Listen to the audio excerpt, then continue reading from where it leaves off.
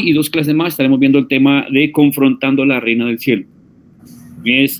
Este tema es el tema de graduación, pero vamos a añadir 2 o 3 temitas más que van a ser el bonus track de todos los temas que se tienen que ver. Pues hemos añadido algunos temas para poder complementar más la escuela. Entonces, pues, veremos unos 2 temas más y finiquitamos nuestra escuela sanidad interior, este primer módulo.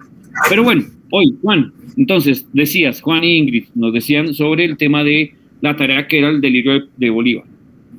Sí, es que estuvimos leyendo el delirio del Chimborazo, pues lo encontramos ahí en Wikipedia, y habla en una parte que dice, un delirio febril embarga mi mente, me siento como encendido por un fuego extraño y superior. Era el Dios de Colombia que me poseía. El pastor dijo la clase pasada que Colombia era un dios, más o menos, que era como un ídolo o algo así, como un espíritu que había poseído a Simón Bolívar o algo así. Y después empieza a hablar, entonces nuestra pregunta es, ¿está hablando de este Dios? Que dice, yo soy el Padre de los siglos, soy el anciano de la fama y del secreto, mi madre fue la eternidad, y lo define inclusive físicamente. Creo que lo describe. Sí, ahí o sea, quien le está hablando realmente a Bolívar, ahí es el mismo Satanás, pero toma la posición de Dios, usurpa, suplanta la deidad de Jesucristo o del Padre, y dice que Él es el creador, o que Él es el que... Si quieren, por un momento leámoslo. Aquí también yo lo tengo abierto ya en este momento. Bueno, es un poco largo, ¿no? Pero antes de eso, les hago la pregunta, ¿quién hizo la tarea? A ver, ¿quién realizó la tarea del tema del delirio de Bolívar? Oiga, hoy no tenemos monitora. La monitora no estaba como tarea, ¿no? No fue enviado como tarea oficial. Sino que el pastor no lo dio. Pero el pastor comentó que sería bueno que lo leyéramos. Y porque no estaba dentro de la tarea de la monitora. Queremos aclarar eso para que no se sientan mal. No. Listo, entonces le la mano a las personas que revisaron el tema del delirio de Bolívar. A ver, Anita, Mauricio, que con ellos lo vimos en una reunión de viernes. Juan también hizo la tarea, Ingrid también, Jada también hizo la tarea, y nadie más. Bueno, qué tristeza. No importa. Les comparto un momentico la pantalla para que veamos algo sobre el tema del delirio de Bolívar, que eso tiene que ver con todo. O sea, recordemos que Bolívar, como lo habíamos visto en la clase anterior sobre el tema masonería, vimos cómo Bolívar era un masón, o había sido reclutado por masones, y él llegó a ser un masón también grado 33, aunque algunas logias quieran negarlo, pero fue masón, y fue masón de gran jerarquía. A ver si puedo ampliar un poquitico la pantalla. No puedo. Entonces, aquí dice que empieza Bolívar hablando, él está en el Chimborazo, y hay un detalle interesante sobre el Chimborazo. Siempre se ha dicho que el monte más alto es el monte Everest. ¿Se han escuchado sobre eso? Que el Everest es el monte más alto de la Tierra. Pues se debatió esa idea y se concluyó que no es cierto, que el monte más alto de la Tierra no es el Everest, sino es el Chimborazo por la forma que tiene la Tierra. Digamos que el Everest supongamos que está en la parte superior aquí del globo terráqueo, pero quien tiene más malformidad es la parte circular de la línea del Ecuador, tiene el monte más extensión o es más salido. Entonces, cuando se calcula realmente cuál es el monte más alto de toda la Tierra, realmente no es el Everest, porque el Everest se encuentra en una parte baja del globo terráqueo, mientras que en la línea del Ecuador está el Chimborazo, y el Chimborazo, por la Tierra tener la malformación salida ahí en esa parte, es el monte más alto de toda la Tierra. Ahora, de por sí, en toda la escritura se señala los montes en toda la creación como centros de poder espiritual o centros de encuentro espiritual. Por ejemplo, ¿dónde quedaba el monte donde los ángeles pecaron? Ah, ya lo dije, ahí lo sapié. Ahí hice un spoiler con la misma forma de preguntar. ¿En dónde pecaron los ángeles con las mujeres? ¿Dónde pecaron? En el monte Hermón, ¿se acuerdan? Lo vimos en el monte Hermón, fue donde pecaron, lo vimos en el libro de Enoc. No fue en un valle, no fue en una sabana, fue en un monte, en el monte Hermón donde pecaron. ¿Dónde colocaban los ídolos, los amarios? ¿Dónde colocaban los ídolos? ¿Dónde colocaban el templo a Baal? ¿Dónde colocaban el templo también de Acera? Si no fue acaso en el monte también Hermón, en el monte Hermón. Y si miramos en toda la escritura, vamos a encontrar que en los montes son como lugares más cercanos a las regiones celestes y es donde las entidades buscan poder colocar el primer pie. A ver, imagínense que ustedes son paracaidistas y ustedes necesitan llegar a colocar su pie en una parte, porque están teniendo problemas con su paracaídas, ustedes buscan colocar un lugar más cercano para poder colocar su pie.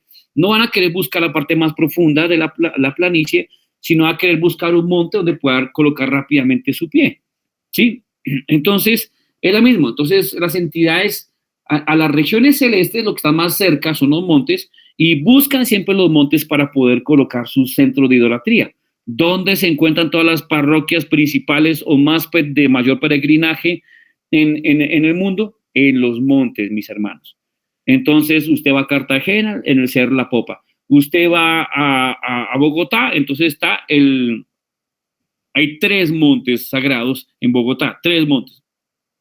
Está Guadalupe, está la peña el de la peña, no me acuerdo cómo se llama el otro. Bueno, y está Monserrate, son 3 montes sagrados. Guadalupe, el otro y Monserrate, como el del oso, que es del oso. Son 3 montes sagrados y detrás de esos montes que se encuentra un altar sagrado de la masonería también en ese lugar. Listo, usted va, por ejemplo, aquí donde yo vivo en Tabio, los montes en cada lugar tienen sus parroquias y sus lugares sagrados de ritos. Aquí en este lado está el Monte Cerro del Huayca, centro de avistamiento de ovnis, supuestamente, pero era un centro ancestral donde los indígenas hacían sus ritos, sus sacrificios a los dioses en el cerro, y al otro lado se encuentra Lourdes, y mientras que por detrás se encuentra la Valvanera en Chía, y así sucesivamente los montes son centros de poder. Entonces, el Chimborazo son los montes más altos de la tierra y pues es obvio que las tinieblas van a querer buscar colocar sus altares en ese lugar, ser invocados en esos territorios. Entonces, hay gente que se conecta con las regiones celestes y los demonios lo que hacen es pedirles un altar para poder ellos llegar a posar sobre la tierra. ¿Sí? Ese es el propósito de los montes. Es el principio de acción.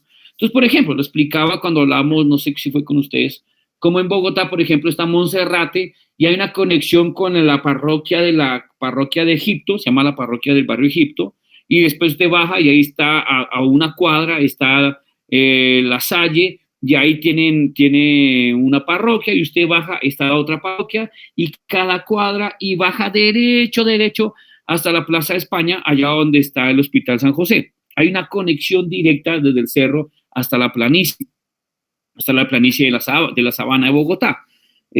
¿Por dónde comenzó todo? Comenzó por el cerro.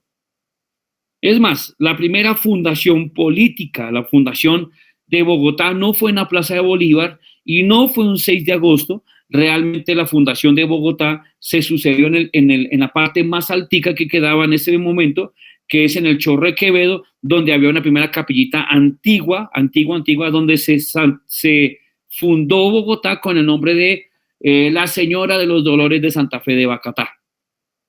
Se le entrega a la región capital, se le entrega a una reina y sobre un monte. Entonces los montes son regiones espirituales. Siempre van a estar en batalla los montes. Y ustedes van a encontrar profecías en el libro de Isaías y en otras regiones donde el Señor suelta juicios contra los montes y dice que todo monte sea allanado y que todo valle sea ensalzado. No sé si han escuchado sobre eso. Y hay artistas y hay canciones. Cante al Señor toda la creación, los montes, no sé qué, y canciones donde se sueltan las profecías del Señor contra los montes. ¿Por qué? Porque los montes son centros de pagamento. Es desde donde gobiernan normalmente los poderes espirituales de las tinieblas. Señorita Liliana o Juliana. No Pastor, vi un reportaje hace poquito hablando de la Torre Bacatá en Bogotá, que es de los apartamentos más costosos de Bogotá, pero lamentablemente como que no tienen agua, se les daña el ascensor, está despojado, pues está en muy malas condiciones esa torre. Entonces, de pronto tiene que ver también el nombre de esta diosa que haya afectado como esa armonía de esa torre. Se pretendió mucho, señora. Se pretendió mucho al construir ese edificio, porque la pretensión era hacer una construcción más alta que la Torre Colpatria. Pretendían hacer el edificio más alto de la capital y con un diseño de vanguardia y una cantidad de cosas. Y obviamente quien estaba detrás de todo esto, pues es obvio que está gente de mucho poder que buscan ciertas cosas espirituales. Colocan el edificio en un lugar más alto también de la capital, allá cerca, más arribita, la séptima, con Avenida 19, que eso es una parte ya hacia arribita, subiendo. Obviamente en el lugar donde lo colocan es un ónfalo de poder. Ónfalos de poder son centros donde hay muchos, se encuentran muchas regiones de autoridad,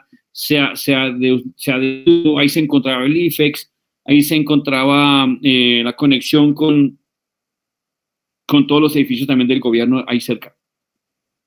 Perdón. Ahora,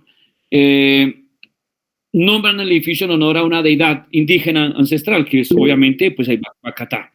Entonces, pues, que no les esté funcionando, pues obviamente hay algo de poderes espirituales en el territorio. No sabemos qué, pero sí puede ser sobre eso. Entonces, hablando del Chimborazo, gracias, Sandra, listo. Ve escuchando pues ahí juiciosita la clase.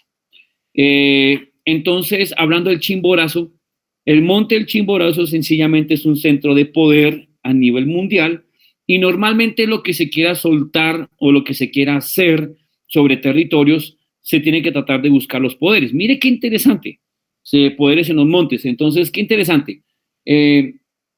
Cada vez que un presidente quiere ser presidente, sube a la Sierra Nevada de Santa Marta para que los mamos, junto a las aguas sagradas que están allá en ese lugar, le hacen una inmersión a la profundidad de las aguas de allá de la Sierra Nevada, a la persona, lo presentan a las deidades que están allá en Santa Marta, allá en la Sierra Nevada, y ungen al nuevo presidente o ungen a los nuevos artistas que la masonería o que la hechicería necesita para ese momento, que las tinieblas necesitan. Por ejemplo, Juanes subió a la Sierra Nevada de Santa Marta, Shakira subió a la Sierra Nevada de Santa Marta. ¿Subieron a qué? Subieron a hacer unos ritos con los mamos de la Sierra Nevada de Santa Marta. Y así suben muchos políticos. Petro subió. ¿A qué suben? ¿Qué buscan? Poder. Poder. Buscan poder. Por un momento, por favor, vayan al libro de Génesis, capítulo 11. Vamos entrando en tema y a la vez vamos abordando el tema que estamos también trabajando aquí en el día de hoy. Y estamos abordando el tema de la tarea y abordando el tema de la clase. Me hago bolas, mis amigos. Saludos a toda esa gente que tiene las cámaras apagadas.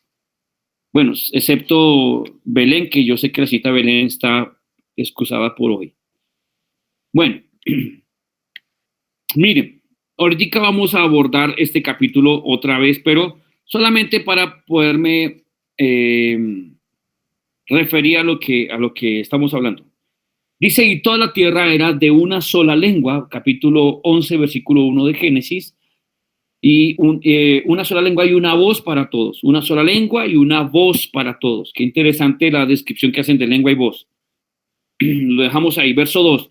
Y en su migración hacia el oriente encontraron una llanura en la tierra de Sinar y se establecieron allí y dijo cada cual a su prójimo, vamos, fabriquemos ladrillos, cosámoslos al fuego y al ladrillo les fue por piedra y el asfalto les era por argamasa, perdón. Perdón un momentito que tengo perdido un verso. Un momento.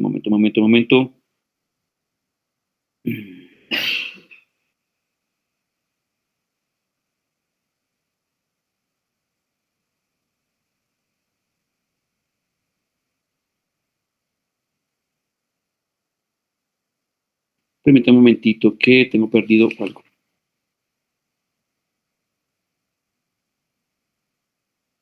Discúlpeme, es el capítulo 10, perdón. Es el capítulo 10. En el capítulo 10, versículo 6, disculpen. Todo el capítulo 10 y 11 están relacionados muy profundamente, pero les recomiendo por favor que ustedes vean, hay un señor que se llama Adolf Reutemann. Él es el director del Museo del Libro, refiriéndose a la Biblia, allá en Israel. Es un argentino israelita, tiene doble nacionalidad y él es el director del Museo de la Biblia allá en Israel. Y él tiene un capítulo donde él hace una exposición, una exégesis sobre Babilonia. Se los recomiendo que van a encontrar todo esto que estamos hablando sobre el tema de la Torre de Babel. Coloquen ahí Adolf Reutemann y coloquen Babilonia o Babel y van a encontrar todo lo que yo les recomiendo. Se los busco y se los envío también para que lo puedan revisar como algo para que ustedes también se puedan nutrir referente al texto. Sigo leyendo, dice, versículo 6. Los hijos de Cam, que Cam era hijo de, dice, el hijo de Cam, Cus, que de ahí vienen los cusitas, o los Cus también llaman, Misraim, Fut y Canaán. Versículo 7, los hijos de Cus eran Seba, Jávila, Sapta, Raama y Sapteca, hijos de Raama y Seba y Dedán. Verso 8, y Cus engendró a Nimrod. Escuchen, Nimrod. Se cree que Nimrod era un descendiente de los gigantes. Se cree. Un descendiente de los Nefilín, de los ángeles. Se cree. Eso es parte de la mitología babilónica. Adolf Reutemann habla sobre este tema también.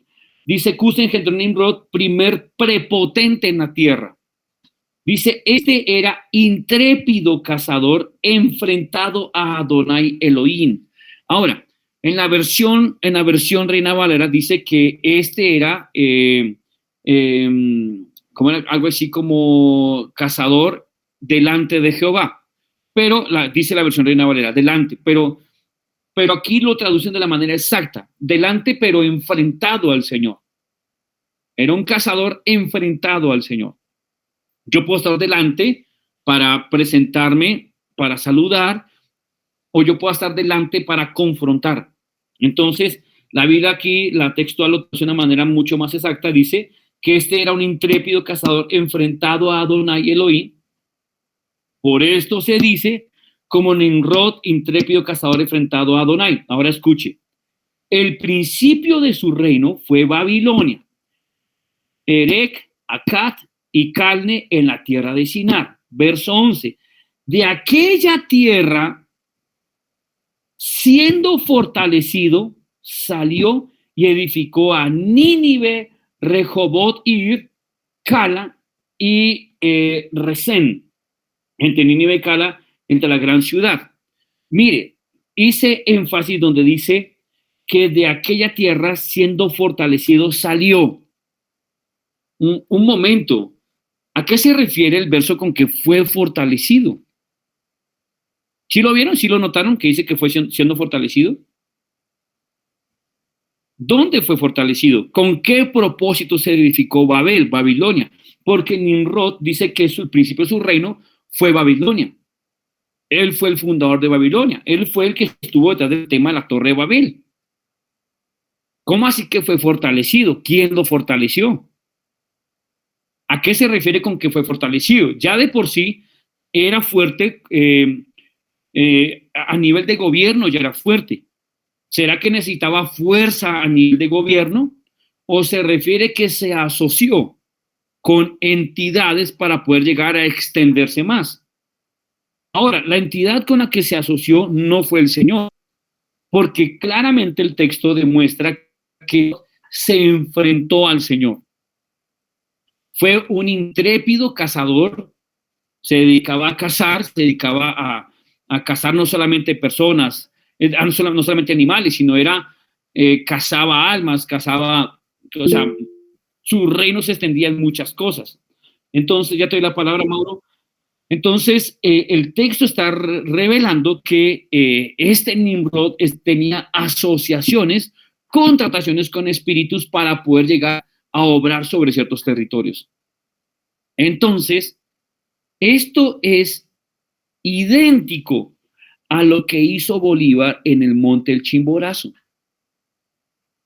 Porque en el Monte del Chimborazo, Bolívar sube y de ahí recibe la revelación, entre comillas, de la independencia, de la rebelión contra la corona española, y desciende y se asocia con los otros masones con los que estaba asociado. Él sube a encontrarse con una deidad, hace asociación con contrataciones con estas entidades en el cerro y baja empoderado por entidades de maldad, el dios Colombia, que es una suplantación del Señor, y desciende y tiene aparentemente victoria, ¿sí? Entonces, así como Nimrod se empoderó por medio de entidades, de la misma manera Bolívar fue investido de autoridad por medio de entidades de las tinieblas. Mauricio. En la Reina Valera puntualmente habla desde del vigor, ¿no? Se hace vigoroso cazador. Sí, vigoroso cazador. Y va ligado pues a lo que se me explicaba, así entonces dentro del vigor está pues el saber que necesita de algo más, sí, después de enfrentarse a su creador, pues qué más espera, ¿no? Que sea rebelde, que sea atrevido, que sea impertinente y que pues igual no tenga la gracia del Señor, porque no está bien y no debe ser así el enfrentarse a su creador, que es lo que le ocurre a Bolívar, ¿no? Por eso termina como ya sabemos. Y es interesante porque se cree que él muere en Santa Marta, en la quinta de San Pedro Alejandrino, allá, y bueno, y usted va, hay ciertos lugares, museos, que a mí me tocó visitar algunos museos de la independencia, en relación a la independencia, por temas del colegio de mi hija, cuando estaba estudiando en colegio presencial, y tuvimos que ir a visitar el museo, por ejemplo, de Florero, el museo del 20 de julio aquí en Bogotá. Uy, mi hermano, eso prácticamente uno se sentía caminando entre demonios, o sea, es brutal la densa oscuridad que hay en ese territorio. Pero usted va a la quinta de San Pedro Alejandrino y es la misma historia, es la misma contaminación. Entonces, ¿por qué? Porque son lugares de masonería, son lugares donde la masonería hicieron sus ritos, sus cantidades de cosas, y hay muchos pactos antiguos ahí. Bueno, entonces, vamos al poema o al delirio que nos estaba comentando Juan Carlos e Ingrid. Rápidamente miramos algo rápido al respecto. Miramos, dice, miren el detalle, dice, yo venía envuelto en el manto de Iris. ¿El manto de Iris? Ahora dice que Bolívar se veía envuelto con el manto de Iris.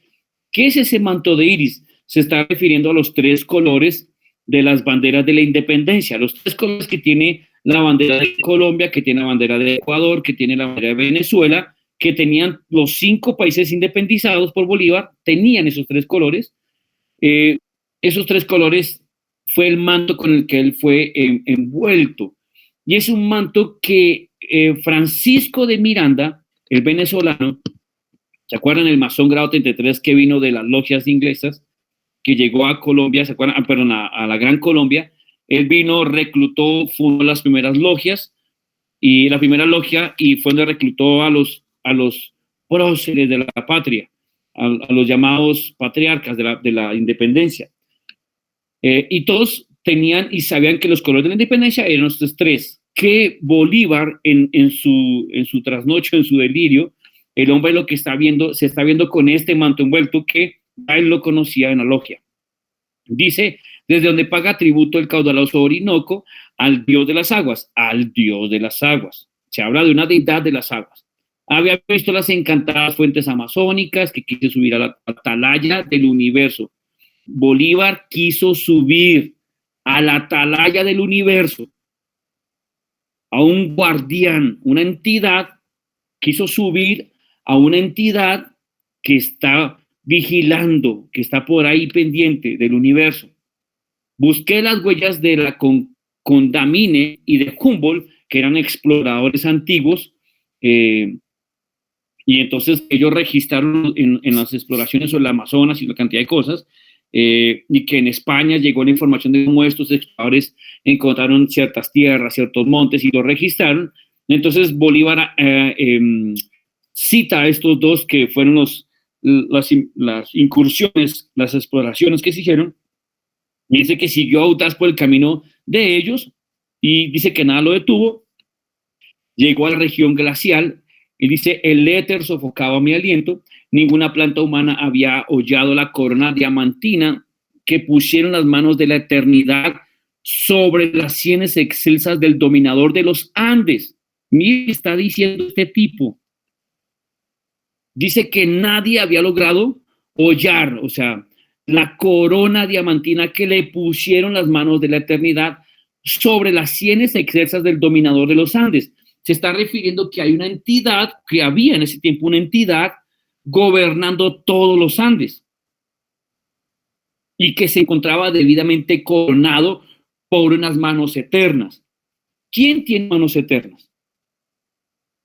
¿Quién?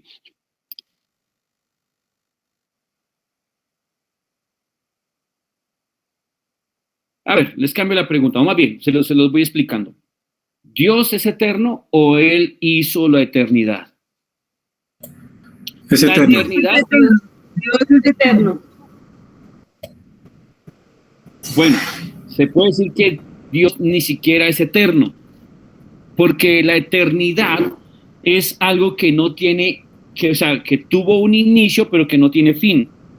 Eternidad es algo que tiene inicio y no tiene fin. ¿Los ángeles son eternos? Sí. ¿Los demonios son eternos? Sí. Tuvieron un inicio pero no tienen fin. ¿Sí? Listo. ¿Los seres humanos somos eternos? Nuestra corporalidad no, pero nuestra alma y nuestro espíritu sí son eternos. Tuvieron un inicio pero no tienen fin. Mientras que nuestro Señor, Él no tiene ni principio ni fin. Él está fuera de todo tiempo. Por eso la palabra, cuando el Señor se presenta, dice sencillamente: yo soy. Entonces, ¿cómo el hombre trata de describir a Dios? El eterno, o sea, el que está en todos los tiempos, el que está gobernando sobre todos los tiempos. Pero seres eternos, hay otros seres eternos, por supuesto. Los mismos humanos somos seres eternos, pero con un cuerpo corruptible. Que por eso es que la palabra dice que nuestra corporalidad no puede heredar lo incorruptible, ¿sí? Entonces, sí se entendió lo que acabo de decir, ¿sí? Entonces, bueno, al Dios se le llama el Dios sempiterno.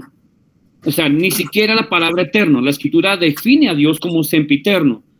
¿A qué se refiere? O sea, que está desde antes de lo eterno y por siempre y por la eternidad estará. La eternidad son los ciclos en que se miden los tiempos en los cielos. Sí, eternidades, desde la eternidad hasta la eternidad. O sea, eternidades. Son otros tipos de ciclos de tiempo que se mueve en el que se mueve el Señor. Si ustedes quieren saber sobre esto, hay un libro bastante pesado, complejo de leer por el tipo de terminologías que se usan. Permítanme un momentico, se los muestro.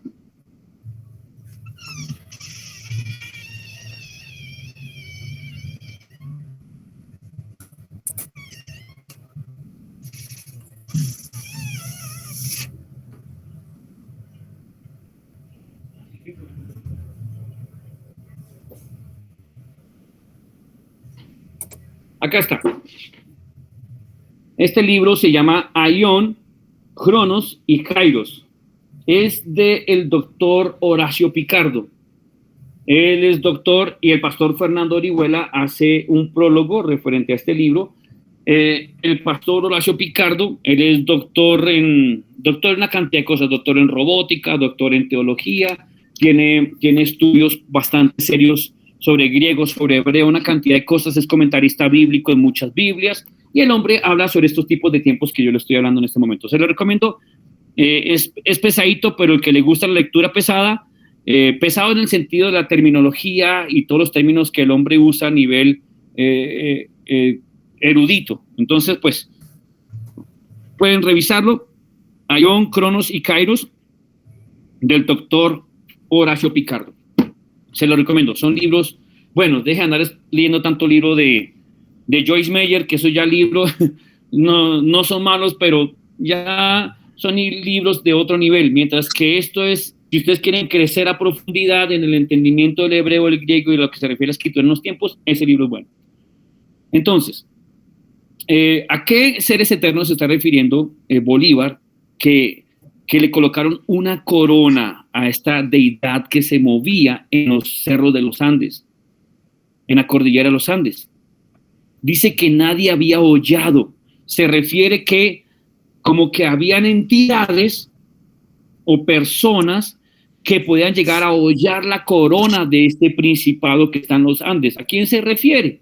Se refiere que la iglesia es la que tiene autoridad de poder confrontar a esta deidad pagana, porque es un espíritu que fue entronado y no es un espíritu que viene del reino de los cielos. Sigo rápidamente. Dice entonces, dice el dominador de los Andes, no les estoy dando la pantalla. Pero bueno, voy a hacerle rapidito porque no es el tema con el que tenemos que avanzar hoy. Dice, yo me dije, este manto iris me ha servido de estandarte. Ahí está, la bandera de la independencia. Ha recorrido en mis manos regiones infernales, ha surcado ríos, los mares, ha subido sobre los hombros gigantescos de los Andes. La tierra se ha llenado a los pies de Colombia. Aquí se nombra la primera vez un nombre de Colombia. Dice, y el tiempo no ha podido marchar, no ha podido detener la marcha de la libertad. Belona ha sido humillada por el resplandor del iris, y no podré trepar sobre los caballos canosos del gigante de la tierra, pregunta Bolívar. Y aquí dice, del gigante de la tierra. ¿A qué se refiere? Dice, sí podré. Bueno, y arrebatado por la violencia desconocido para mí, y arrebatado por la violencia de un espíritu desconocido para mí, que me parecía divino, dejé atrás las huellas de Humboldt, empañado por los cristales eternos que circuyen el Chimborazo, llegó como impulsado por el genio que me animaba, una entidad que lo estaba impulsando, y desfallezco al tocar con mi cabeza la copa del firmamento. Tenía a mis pies los umbrales del abismo. ¡Wow! Está hablando de una región espiritual. ¿Quién tiene el micrófono encendido? Voy a apagar el micrófono de... Listo. Sí. Dice, un delirio febril embarga mi mente. Me siento como encendido por un fuego extraño y superior. Y escuche lo que dice. Era el Dios de Colombia que me poseía. Era el Dios de Colombia. Cuando usted mira la redacción antigua, dice, era el Dios Colombia. De repente se me presenta el tiempo bajo el semblante venerable de un viejo cargado de despojos de edades, ceñudo, inclinado, calvo, rizada de la tez, una hoz en la mano. Y escuche lo que dice. Yo soy el Padre de los siglos. Soy el arcano de la fama y del secreto. Mi madre fue la eternidad. Los límites de mi imperio señala el infinito. No hay sepulcro para mí porque soy más poderoso que la muerte. Está hablando una entidad, uno de los grandes principados, o Satanás o la reina, o Lucero. Vamos a ver. Miro lo pasado, miro lo futuro, y por mis manos pasa el presente. Ahora dice, ¿por qué te envaneces, niño, viejo, hombre o héroe? ¿Crees que es algo tu universo? Que levantaros sobre un átomo de la creación es elevaros, refiriéndose al planeta. ¿Pensáis que los instantes que llamáis siglos pueden servir de medida a mis arcanos? Refiriéndose a los tiempos que trata de marcar esa entidad. ¿Imagináis que habéis visto la santa verdad? ¿Suponéis locamente que vuestras acciones tienen algún precio a mis ojos? Todo es menos que un punto a la presencia del infinito de mí, que es mi hermano. Habla que hay una entidad suya, que es hermano suyo, que es el infinito. Sobrecogido por un terror sagrado, ¿cómo, oh tiempo? Respondí, no ha de desvanecerse el mísero mortal que ha subido tan alto. A ver, me salto un momentico.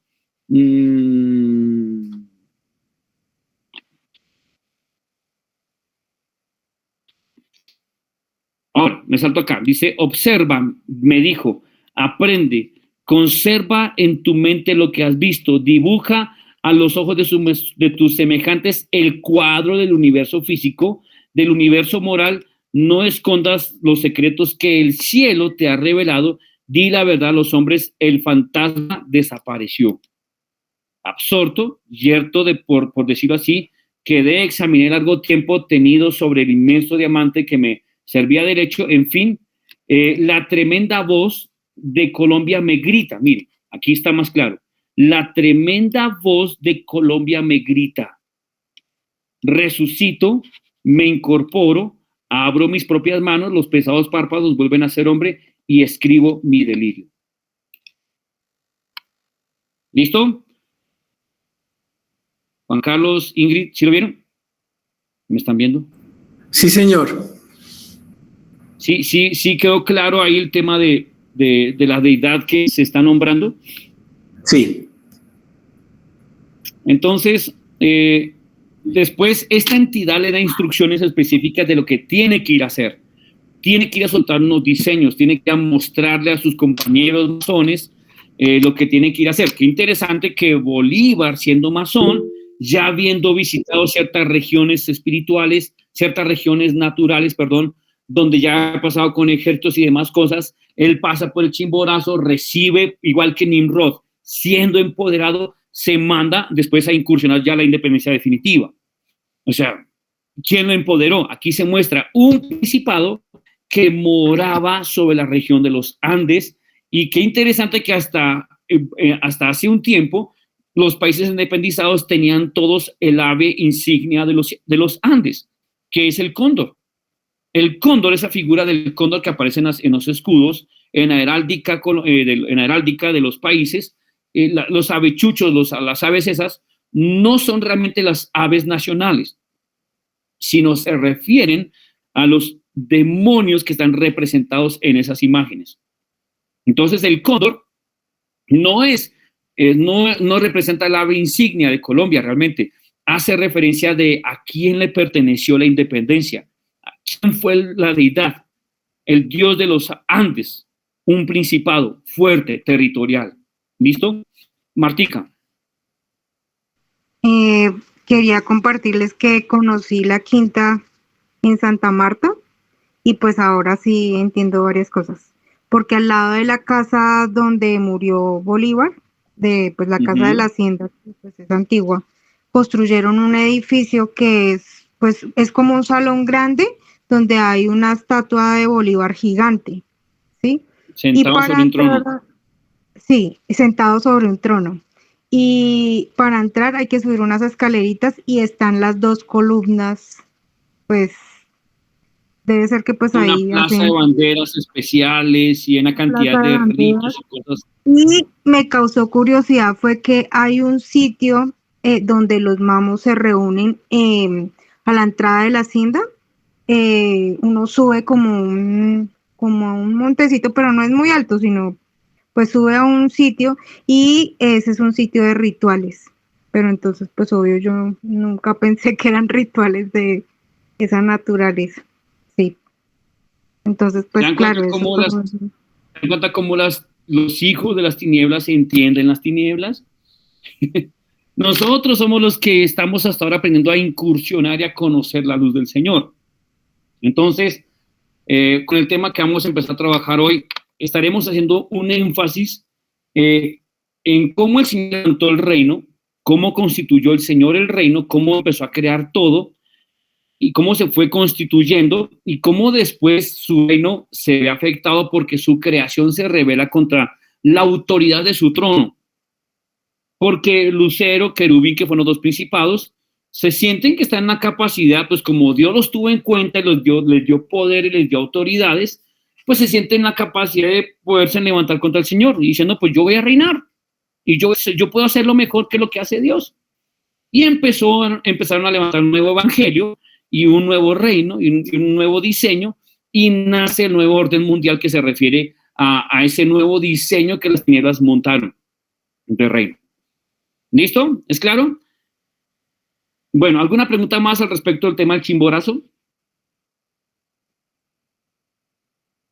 Tú, Juan o Ingrid, no los estoy viendo. ¿Tienen la cámara apagada?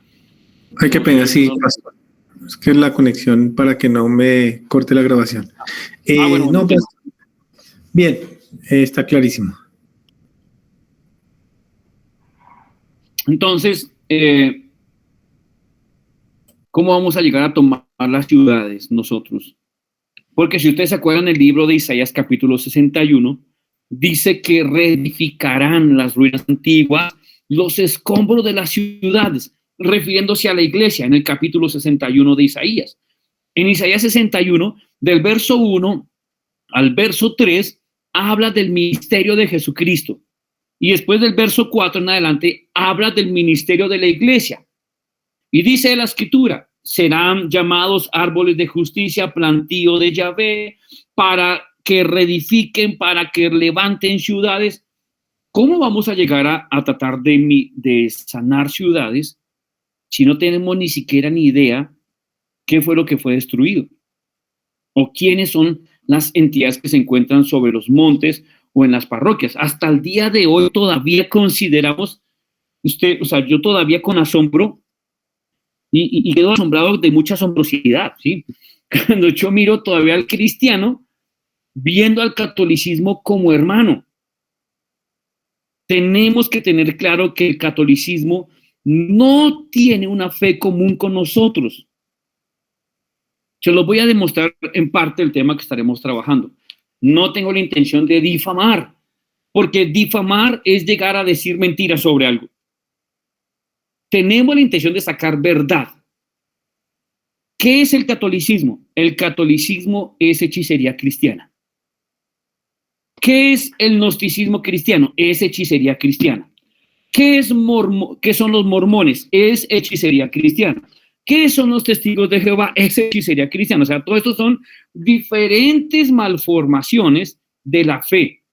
Gente que conoció el evangelio y después, montando una propia práctica, una propia doctrina, levantan su propia fe. Y añaden ritos y añaden cosas, y suenan muy parecidos a nosotros. Sí, pero no son. Usted se va a dar cuenta. Otro libro, espere, tengo muchos libros que mostrarles.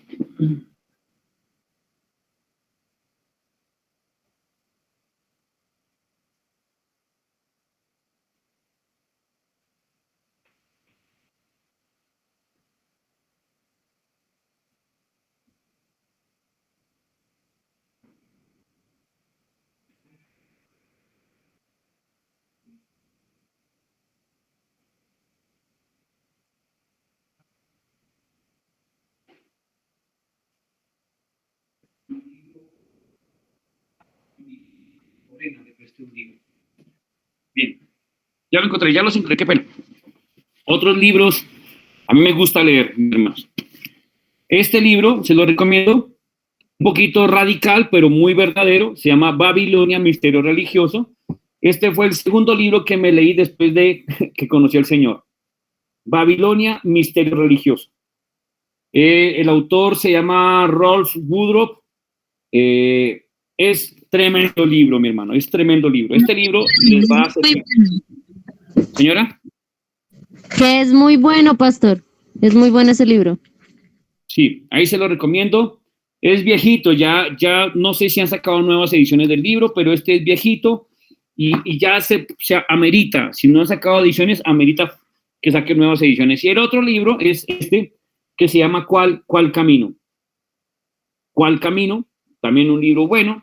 Es de editorial Vida. La autora se llama Luisa Heather de Walker. Esa ya ha tenido algunas ediciones. Este hace un estudio sobre las religiones del mundo y sus orígenes. Las grandes religiones del mundo y sus orígenes. Esos son libros que recomiendo. Entonces, Babilonia, Misterio Religioso, tremendo y cipote libro, habla sobre esto que yo les estoy diciendo. Yo les he contado que yo hice un estudio a profundidad de cuál era la fe en el Señor realmente. en qué cree un mormón, en qué cree un testigo de Jehová. Parte de los libros y las investigaciones que yo hice para saber cuál era el camino del Señor fueron estos 2 libros y otros libros también que leí, la Escritura como centro y regla de medir, y concluí por mi investigación y por la dirección del Espíritu Santo que el cristianismo es la fe que el Señor marcó para sus hijos. ¿Sí? Es la fe que el Señor marcó para sus hijos. Bueno, entonces, metámonos de una vez en el tema que tenemos que abordar. Nunca se da un tema de la misma manera, mis hermanos. Sé que muchos de ustedes han visto el tema de confrontando a la Reina del Cielo. La misma Escritura le llama el misterio de la Reina del Cielo. Misterio. Vamos a leerlo en todo el trayecto de las clases. Partimos del principio diciéndoles que el catolicismo no es cristianismo. Hasta hace un tiempo, yo me acuerdo que en tiempos de Ingrid y Juan Carlos y de Martica, nos enseñaban en los grupos de católicos, nos enseñaban los eudistas que el catolicismo también era cristiano. Entonces se empezó a hacer énfasis que éramos cristianos católicos. ¿De acuerdo? Que éramos cristianos católicos. Ahora, yo les tengo que decir, Cristo se me apareció a mí estando dentro del catolicismo. Estando dentro del catolicismo a mí, Señor, se me aparece. Pero no me dejó ahí. Me sacó de ahí. Podemos encontrar muchas gentes, que están tratando de buscar, de conocer al Señor en estos caminos que les he nombrado, pero que un día lo conocerán, el Señor responderá a sus oraciones, pero el Señor los va a sacar de esos lugares donde están porque no es el camino debido. ¿Sí es claro? Entonces, perdónenme si se sienten ofendidos, lo hacemos con toda la intención, ténganlo por seguro. Oféndanse. Sí, o sea, realmente el catolicismo no es camino del Señor. Si fuera camino del Señor, estaríamos allá todavía, mis hermanos. Sí, si todos los caminos condujeran a Cristo, pues cualquier camino nos serviría. Pero si no es el camino, entonces ¿para qué el Señor nos saca de allá? El Señor nos saca allá porque no es el camino. ¿Sí, Juan? O Ingrid. Pastor, es que sé que no es fácil el tema. Yo también fui católica comprometida.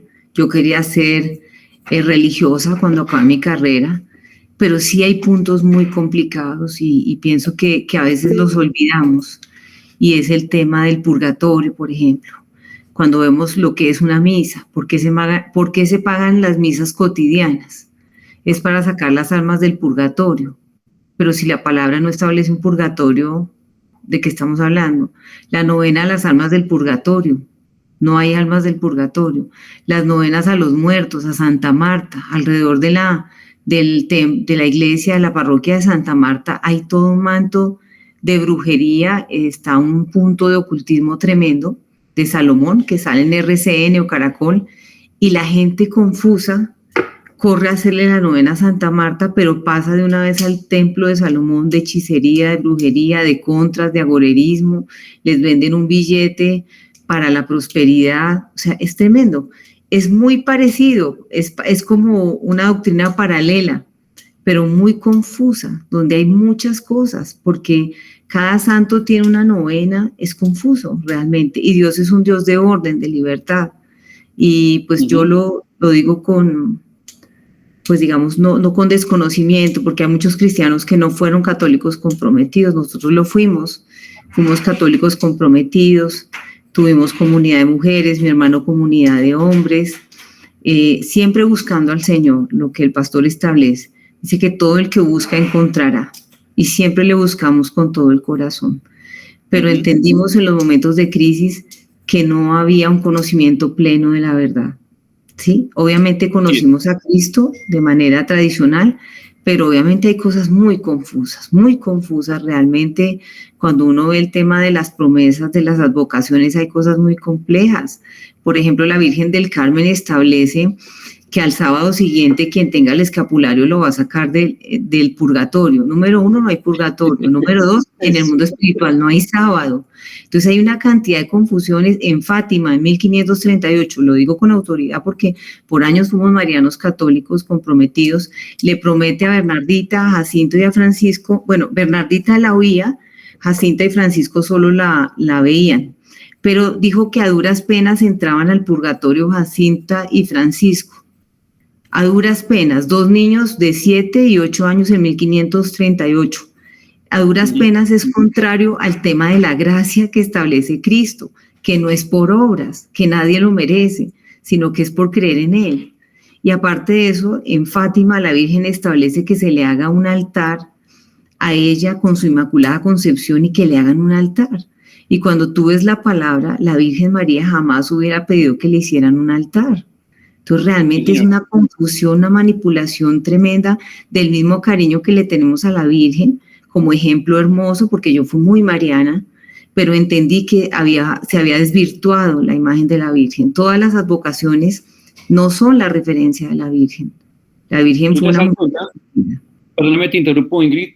Ustedes se dan cuenta que cuando Israel sale del cautiverio, lo explicaba el sábado pasado, cuando Israel sale del cautiverio de Egipto, van pasando tantos días, levantan un becerro de oro que se llama Baal, pero el nombre que le colocan a ese becerro es Jehová.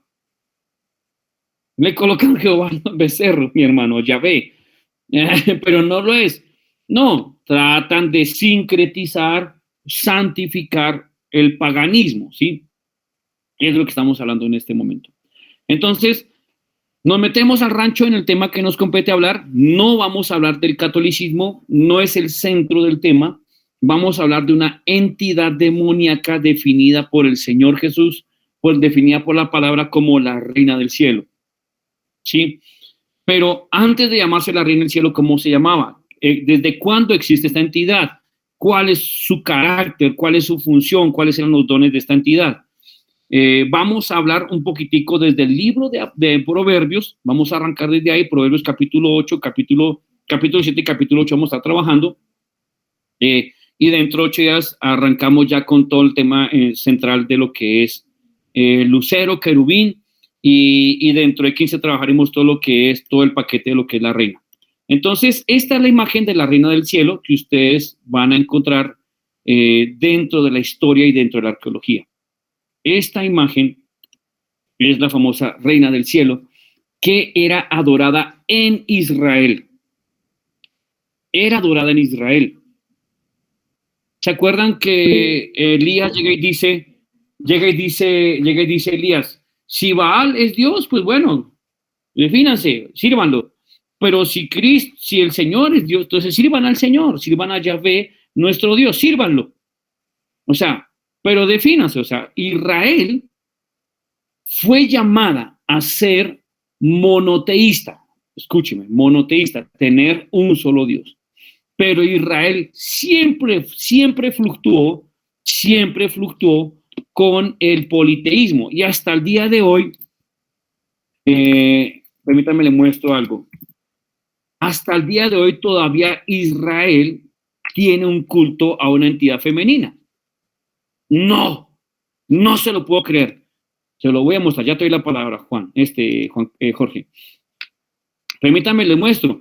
Hay un culto a una entidad femenina en el pueblo de Israel el día de hoy y se llama la reina Torá. Venga, se la muestro aquí en internet. Aquí está. No sé si se alcanza a ver. ¿Se alcanza a ver un poquito o no se alcanza a ver un poquito? La que está a blanco y negro, no se ve mucho. Venga a ver si la logro ampliar un tris. Ay, sí se puede. Ah, la embarré. No.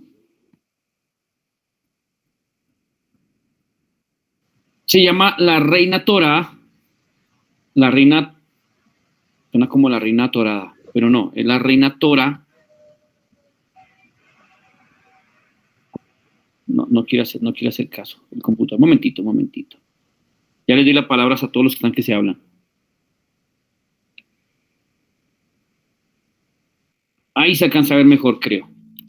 Ahí está. Esa es la reina Torah, que es honrada y respetada en Israel todavía. Tienen una deidad femenina adorada también en Israel. Y esta, ellos no se están dando cuenta que está se les está dando un culto directo a la reina del cielo por medio de esta figura Torah.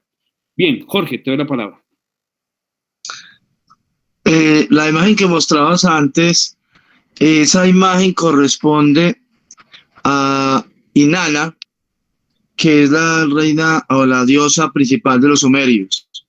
Sí. En la Edad Antigua, esa diosa se transforma en diferentes nombres hasta hoy, pasando por Astarte, Astaró, por Artemisa, por Diana, por María, que es la que quieren hoy. Pero la base de esa reina del cielo que empezaste a mostrar ahí, pues viene de los sumerios hasta el día de hoy. Entonces, es interesante ver cómo ese espíritu se ha movido durante toda la eternidad de la creación de la tierra, ha estado ahí presente. Y le han cambiado el nombre, han cambiado la figura, pero sigue siendo la misma figura, la misma diosa, a través de toda la historia de la humanidad. Exactamente. En cada generación va tomando un nombre nuevo, una presentación nueva o sea, se va renovando. En tiempos de los colonizadores, en los indígenas, tomaba formas indígenas esta deidad, figuritas muy oscuritas o muy trigueñitas, igual que los indígenas, negritas, como por ejemplo también en África, muy asiáticas en las regiones también, allá en ese sector, allá se colocaban nuevas vírgenes así, y en cada territorio va tomando una forma cultural.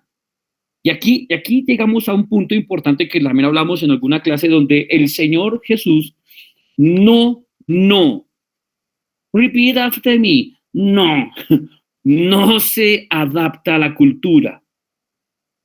La cultura se debe adaptar al reino, a Jesucristo. Entonces, para ganarnos a los indígenas, vamos a colocarnos taparrabos porque vamos a ganar a... No. Entonces, para yo ganarme un judío, me voy a dejar el barbonón de chivo así bien grande y las trencitas aquí, así todos los rulitos y un gorro negro porque me quiero ganar a un judío. No.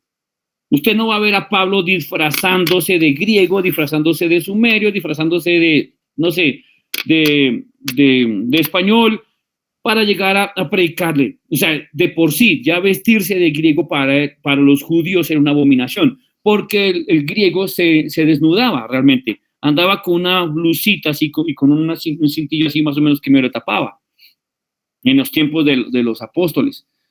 Entonces, pues, no lo hacían porque el pueblo judío entendía que había un culto dentro de la misma vestimenta de los griegos. Sigo. Entonces, esta entidad llamada la Reina del Cielo, en cada generación va tomando una forma. ¿Cuándo fue la primera forma que tomó esta entidad femenina? O más bien, expliquémoslo. ¿Por qué esta entidad tomó la forma femenina? ¿Por qué no tomó una forma masculina? ¿Por qué es llamada la Reina de los Cielos? ¿Por qué no es llamado el Rey de los Cielos? El único que es el Rey del universo es Jesucristo. Y ese tiene ya un trono, él ya tiene un trono y él ya reina por siempre. Desde la eternidad hasta la eternidad él reina. ¿Por qué tomó una forma femenina esta entidad y se presenta como Reina de los Cielos? Porque ya alguien que tiene el trono de rey. Ahora, ¿y por qué toma forma femenina?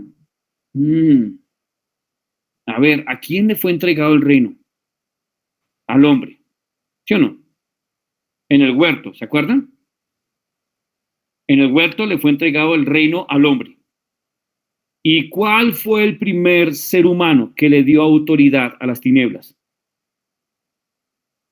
¿Cuál fue la primera persona que le entregó autoridad a las tinieblas y el reino? La mujer, ¿no? Se llama la mujer. Exactamente, la mujer.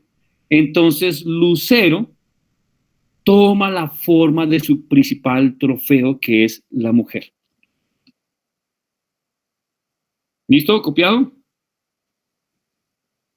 Y usted va a ver que el reino de los cielos tiene la tendencia a moverse en un diseño patriarcal, mientras que el reino de las tinieblas tiene la tendencia, más bien, el reino de los cielos se mueve en un diseño patriarcal, da paternidad, ¿sí? Genera paternidad, da autoridad paternal. Ahora, sin negar el rol que tiene la mujer, también con un diseño de madre, de maternidad, también sobre la casa, sobre el hogar. Pero las tinieblas se mueven en un diseño en contraposición al diseño patriarcal y es matriarcal. Las tinieblas se extienden por diseños matriarcales. Ustedes van a ver que donde las tinieblas no lograron algo con un hombre, lo hicieron por medio de una mujer. A ver, los hombres no lograban detener a Sansón. Dice, mandemos viejas, que esas viejas lo amarran. Y tin, pan, ahí lo amarraron. Quieto, ahí quedó. Entonces Herodes no logró callar la boca de Juan el Bautista. Entonces mandemos 2 viejas, mandaban a Herodías y Salomé, pin, y lo callaron. Hasta luego. Entonces, ¿por qué? Porque todavía y existen mujeres que todavía le entregan su ser al lucero para que se pueda mover en esto. De aquí en adelante vamos a empezar a hablar claramente de 2 entidades específicamente y cómo operan. Entonces, el reino de las tinieblas se mueven en 2 principados principales. El uno llamado lucero, que tiene varios nombres según sus presentaciones. Su nombre principal que Dios le puso era lucero. Cuando Cristo creó a lucero, lo creó con una función que era para que fuera arquitecto. Su función era arquitecto. En la creación, en el universo, lucero era arquitecto. ¿Listo?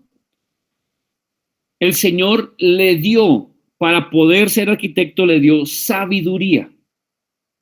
Le dio una capacidad de inteligencia, de sabiduría, que es un don dado por el Señor a esta entidad. Entonces, fácilmente esta entidad es llamada lucero, fácilmente es llamado arquitecto, fácilmente es llamado también sabiduría. ¿Se acuerdan que hablamos en la masonería sobre el dios principal de ellos, que es la sabiduría? Y usted se va a dar cuenta que entre los griegos había una diosa llamada sabiduría, Sofía. Por eso nadie se debe llamar Sofía, nadie se debe llamar lucero, nadie debería llamarse sabiduría. Ahora, sigo, permítame un momento. Le pongo silencio a este aparato.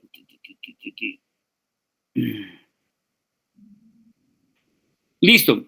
Tiene otros nombres. En el libro de Jeremías, esta entidad, el principal príncipe de las tinieblas, que es lucero, también recibe el nombre de reina del cielo.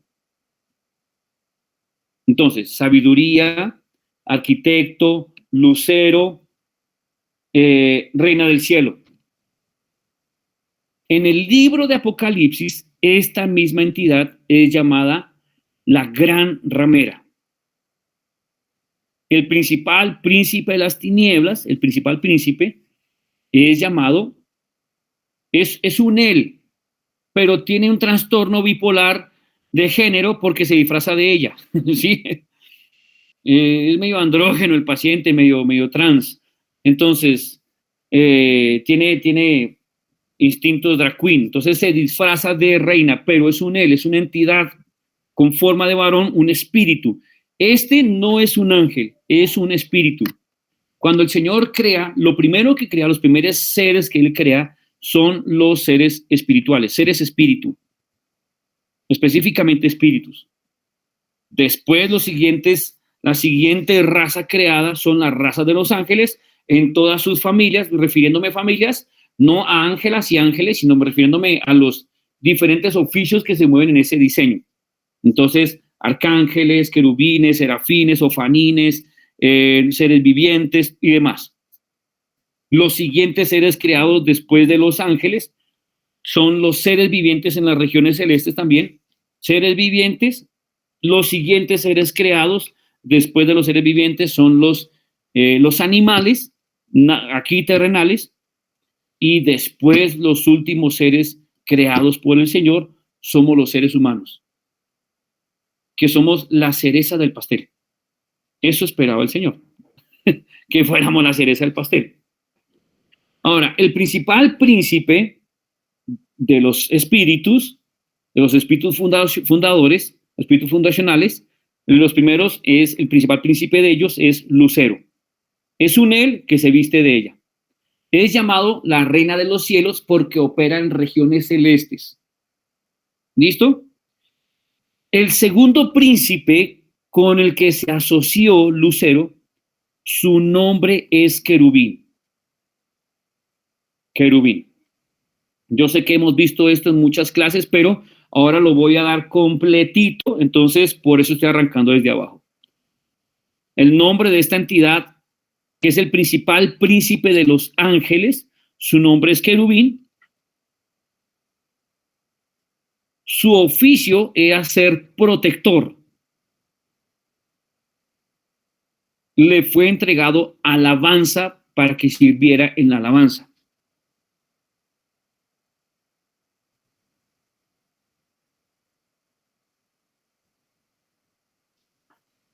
Entonces, esta entidad, ángel, su nombre era Querubín.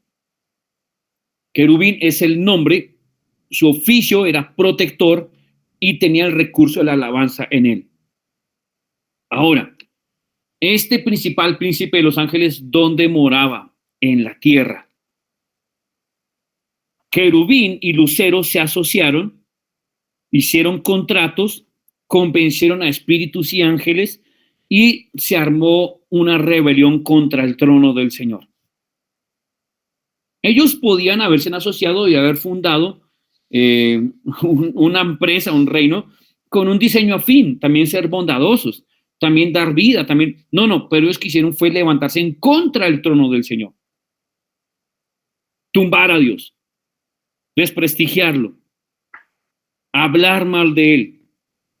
La única manera es poder llegar a hablar mal de Él delante de los otros siervos para que estos siervos dijeran, sí, es verdad.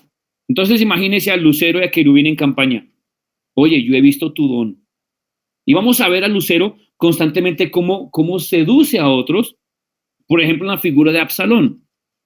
Absalón es una figura muy tremenda, una figura corporal de la figura de Lucero, levantándose contra el trono de su padre, David. Entonces, Absalón se rebela contra David y empieza a coger a la gente por el camino. ¿Tienes problemas con este? Yo te entiendo. Si yo gobernara sobre ustedes, si yo fuera rey, como yo no les enseño, yo te entendiera, yo te haría paz, pero bueno, y llegaba y los abrazaba, ven, yo oro por ti, ven, yo te ministro, ven, yo te sano, y era todo un siseo, era una insinuación, un veneno en el corazón de los demás, y empezaban la gente a sumarse al punto que se armó una rebelión contra el trono de David. Exactamente fue lo que pasó en la primera rebelión, donde Lucero, juntamente con Querubín, se asocian porque eran los dos príncipes, los dos más potentes de toda la creación, y empezaron a buscar cómo ganar.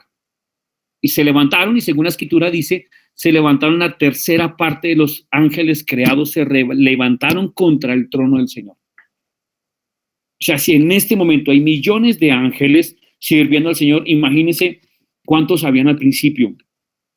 O sea, era un número exorbitante, era muy grande. Entonces, ¿cómo? Bueno, me falta un nombre. Querubín recibe otro nombre en el libro de Apocalipsis. ¿Cómo es llamado? En el libro de Apocalipsis es llamado la serpiente antigua o el gran dragón. ¿Me copian? Entonces, es interesante porque Apocalipsis describe a los dos principados gobernando en conjunto. El uno es llamado la reina del cielo y el otro es llamado la serpiente antigua o el gran dragón. Ella es llamada la reina del cielo porque opera en regiones celestes. Pero el otro es llamado el príncipe de este mundo porque opera en regiones terrestres. ¿Se copia? Muy bien. Vamos al libro de Proverbios, por favor. Proverbios capítulo 7.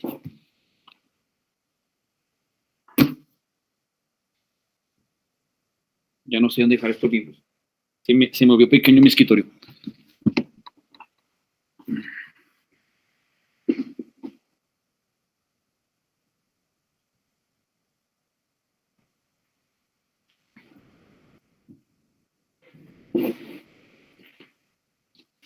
Sé que algunos ya han visto esto, tengan paciencia porque ya lo vieron, pero permítanse nutrirse, les van a surgir preguntas o les van a surgir, no sé, complementos que les van a ayudar. A ver, Pastor, ¿qué pena? ¿Proverbios qué? 7. Gracias.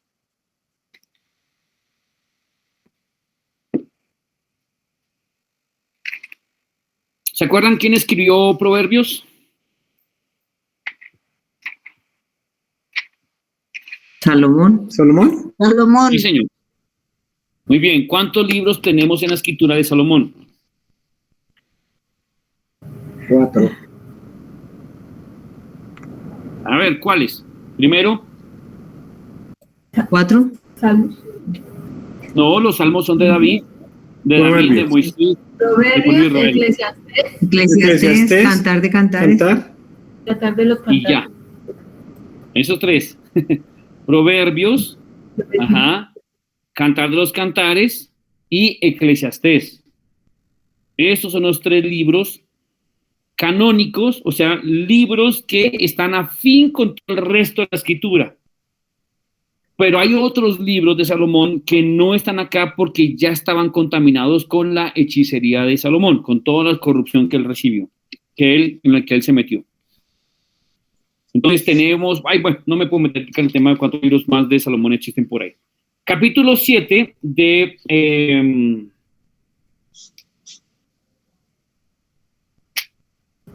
Proverbios.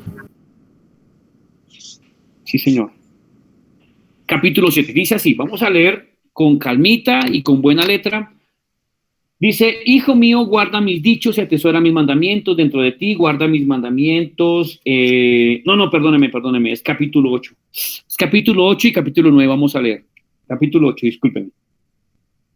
Dice, ¿no clama acaso la sabiduría y la inteligencia hace oír su voz?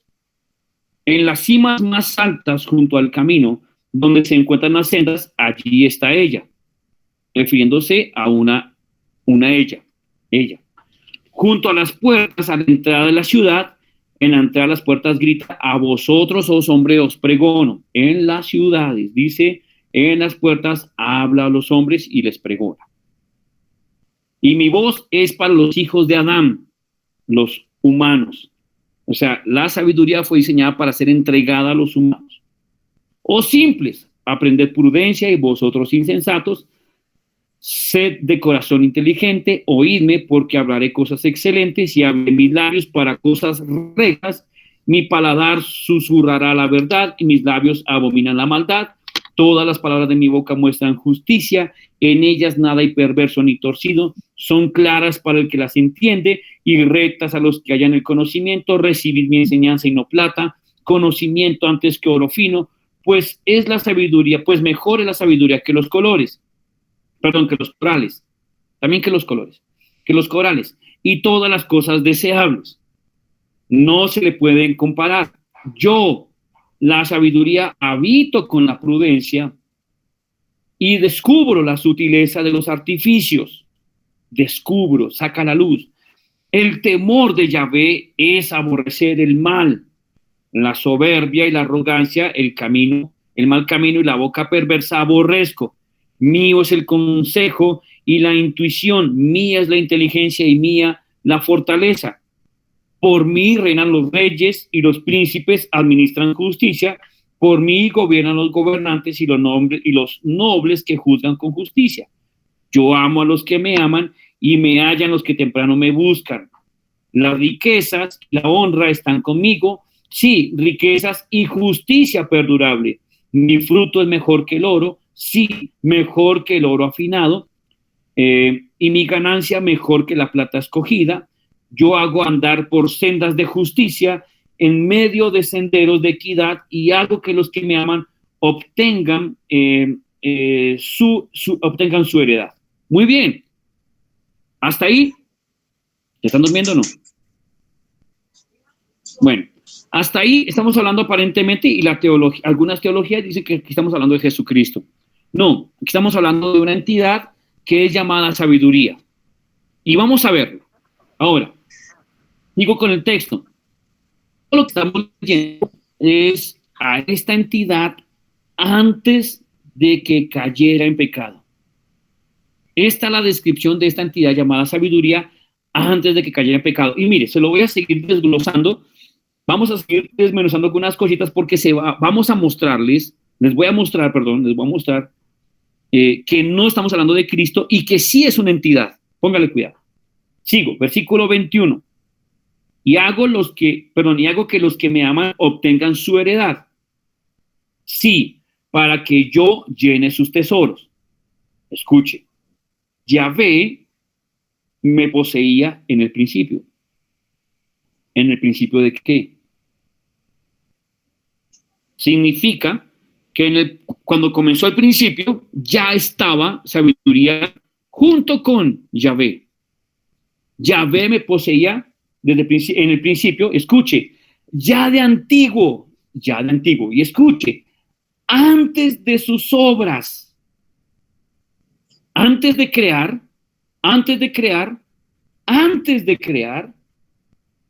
ya estaba esta entidad ahí. Escuche, eternamente estaba establecida ya en el principio. ¿Se va copiando? ¿Vamos entendiendo? Sigo leyendo. Y escuche, antes de los orígenes de la tierra, antes de los abismos, ya estaba engendrada. Fue creada. Por tanto, esta personita no puede ser Cristo, porque Cristo antes de la creación no había sido engendrado. ¿Me copian? Sigo. Antes que fueran las fuentes de las muchas aguas, antes que los montes fueran fundados, antes que de los collados ya estaba engendrada. No había hecho aún la tierra, escuche, no había hecho todavía la tierra, el planeta, ni los campos, ni el principio del polvo. Cuando estableció los cielos, allí estaba yo. Cuando empezó a hacer todo el tema de la bóveda celeste, ahí estaba esa entidad. Cuando trazó el círculo sobre la faz del abismo, cuando afirmó los cielos en lo alto, cuando afirmó las fuentes del abismo, cuando señaló al mar su estatuto para que las aguas no traspasaran su mandato, cuando estableció los fundamentos de la tierra, yo estaba junto a él como arquitecto. ¿Copiaron? Yo estaba junto al Señor. ¿Quién estaba creando todo? El Señor. ¿Quién estaba con el Señor creando todo? Esta entidad llamada sabiduría, que su oficio en el momento de la creación era arquitecto. Y escuche, y era su delicia todos los días. O sea, Cristo, recuerden que la Escritura dice que todo fue hecho por Cristo y para Cristo, por Él y para Él, que me acuerdo que en la parroquia decían por Él y en Él. ¿Se acuerdan que todo fue creado por Él y para Él? Por Él y para Él. Todo fue hecho por Él. Cristo lo hizo. Todo fue hecho para Cristo. Ahora, ¿quién estaba creando todo? ¿Quién tenía el poder creativo? ¿Quién tiene el poder creativo? Cristo. Yo estaba junto a Él como arquitecto. O sea, significa que antes de que Dios creara, que el Señor creara todo el resto de cosas, lo primero que creó fue unos espíritus arquitectos que le ayudaran en la obra. ¿Un arquitecto es constructor? Un arquitecto es diseñador. Traza, dibuja. Pero si lo ponen a construir, no, esa no es su fortaleza, ese no es su llamado. Quien tiene la capacidad creativa son otros. Quien tiene la capacidad creativa de hacer todo de la nada es Cristo. El Señor le dio a esta entidad un don, una capacidad de diseño. y esta entidad diseñaba y Cristo creaba. ¿Me copian? Listo, sigo.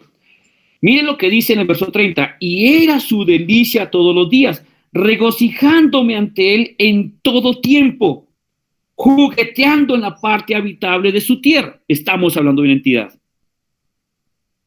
Estamos hablando de una primera creación habitable. Y teniendo mis delicias en los hijos de Adán, significa que hubo unos primeros Adanes. Hubo unos primeros Adán. ¿Me bien? Ahora pues, hijos, oídme. Cuán bienaventurados son los que guardan mis caminos. Dentro de 8 días le voy a mostrar 2 textos, uno en el libro de Ezequiel 28 y otro en el libro de Isaías 14, donde le mostraré cómo el Señor acusa a Lucero de haber destruido la primera creación.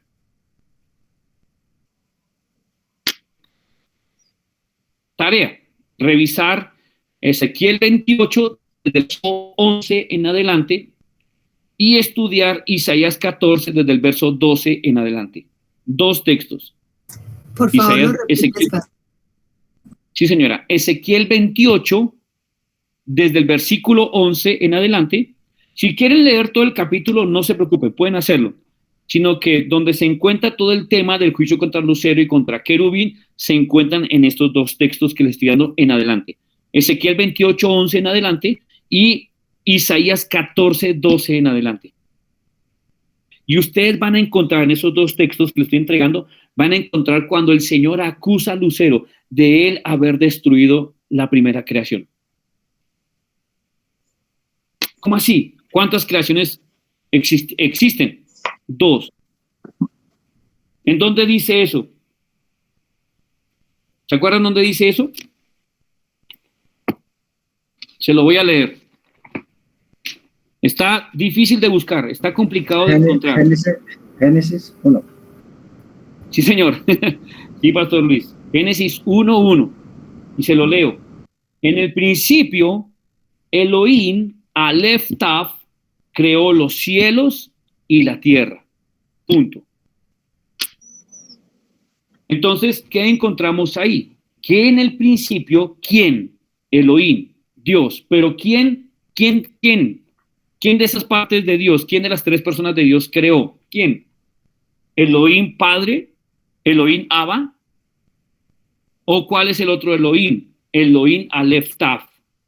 O el otro Elohim, Elohim Ruach HaKodesh. Ruach HaKodesh es el nombre del Espíritu Santo en hebreo. El nombre de Cristo en hebreo es Elohim Aleph Taf. Y el nombre de Dios Padre en hebreo es Elohim Abba. ¿Me copiaron? Entonces, en el verso 2 dice, pero la tierra se ha precipitado en caos y vacío y hubo tiniebla. En ese verso 1, Dios creó y creó un universo completo, repleto de vida, completamente ordenado, sin pecado, sin maldad. Había creación por todo lado. Pero en la rebelión de los ángeles y los espíritus, en el versículo 2 hubo un caos y todo fue destruido en todo el universo. La batalla, si nomás nosotros decimos que hay bonche nomás allí en Afganistán o por allá en esas regiones, allá en el oriente, y no tenemos ni idea qué pasó. Imagínense la batalla que hubo en los cielos, fue tan brutal la batalla que hubo en los cielos, que todo quedó exterminado. Porque dice, la tierra, cuando usted mira esa palabra tierra con T mayúscula, ahí en el hebreo, tierra con T mayúscula es cosmos.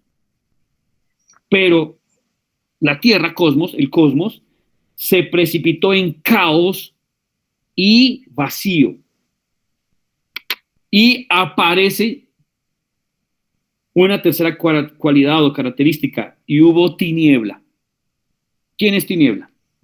¿Se refiere a oscuridad? No, oscuridad es ausencia de luz lumínica. Esta tiniebla que aparece acá es un reino contrario. Surge, en el verso 2, surge la tiniebla como reino. No había tiniebla en el verso 1. En la primera creación no había reino de tinieblas. ¿Me copiaron? Sí, señor. Sigo leyendo. Bueno, antes de seguir leyendo, en este capítulo 8 encontramos a esta entidad llamada sabiduría, como la de Salomón, es llamada sabiduría, y aquí la encontramos al servicio del Señor y al servicio de la primera creación. Habla de la tierra, habla que también visitaba la tierra, habla que visitaba a los hijos de Adán. O sea, significa que hubo unos primeros humanos en esa primera creación. Tremendo. O sea, eso es tremendo. Hubo unos primeros humanos. Ahora, en el capítulo 9, es donde encontramos a esta entidad caída. Y aquí empieza a describir cómo fue su caída. Miren, capítulo 9, versículo 1. La sabiduría edificó su casa. ¿Qué edificó? Su casa. El pocillo. ¿Qué edificó? Su casa. Luego, ¿dónde estaba su casa? ¿Dónde habitaba la sabiduría antes de caer? ¿Con quién tenía su delicia? ¿Quién era su amigo? ¿Quién era su compañero fiel? O sea, sabiduría era siervo, amigo de Cristo. Aquí en el capítulo 9 decide montar su propio reino. O sea, como él se dio cuenta que los diseños que él hacía, se dio cuenta como Cristo los edificaba, los hacía, dijo, wow, yo estoy perdiendo plata, yo también puedo hacerlo. Ay, no, qué bobis yo debería estar haciendo también mi propio reino, a ver, por favor. Yo debería estar levantando mi propio negocio, por favor. Mira, todo lo que Cristo hace viene de mi inteligencia, ¿ok? Viene de mi capacidad. O sea, empezó a crecer por cuanto se dio cuenta que tiene la capacidad de hacer cosas. Dijo, wow, ¿quién es Cristo? ¿Ok? A ver. Y seguimos. Dice que la sabiduría edificó su casa y dice que labró sus 7 columnas. Venga, si les logro mostrar una imagen que nos impactó cuando estamos hablando de esto.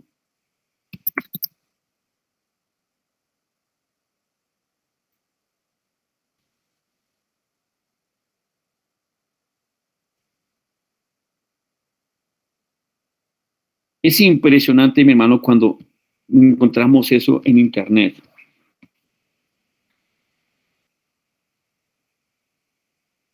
Ay, permítame, no la tengo acá. No la encontré acá.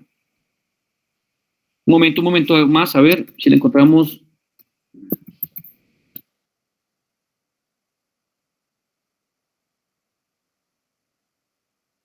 No está. Se las tengo para dentro de 8 días. Para dentro de 8 días les muestro un tema muy interesante dentro del ocultismo, dentro de la religiosidad de este mundo.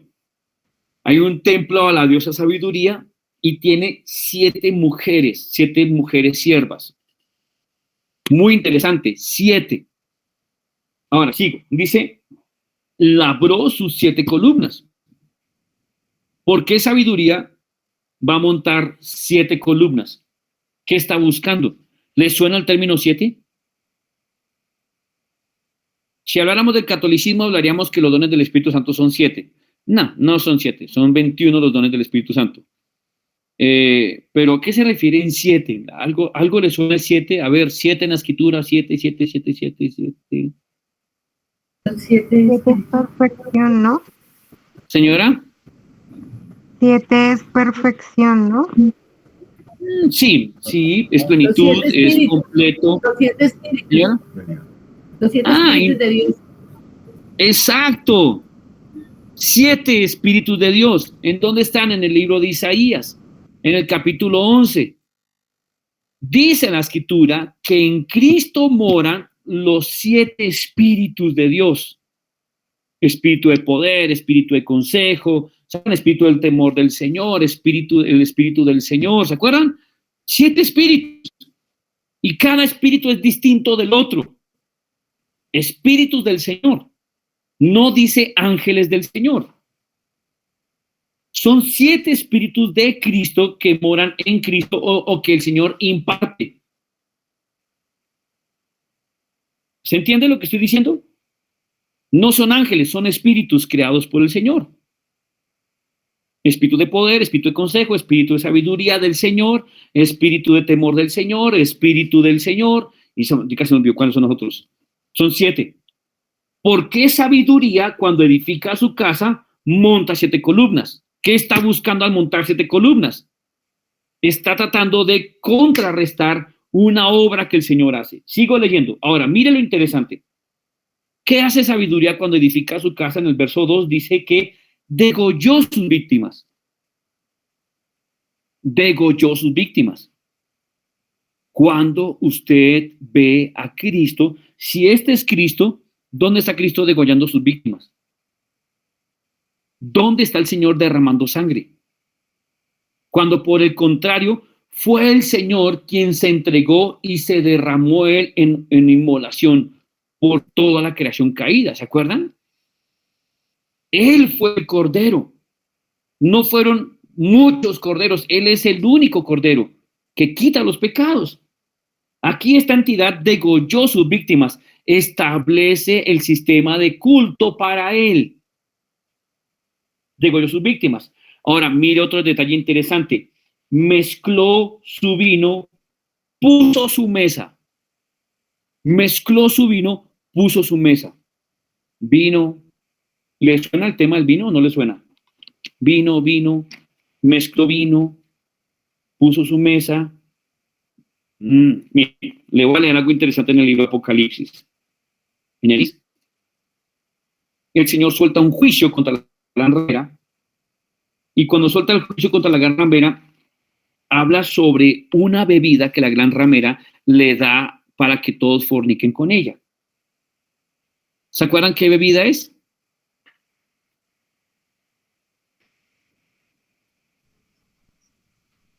¿Vino y sangre? No. Vino. Sangre no. Vino. Pero el Señor describe ese vino con una particularidad. ¿Qué vino? Vino rivelino no. Vino mezclado. Vino mezclado, pero ¿cómo lo llama?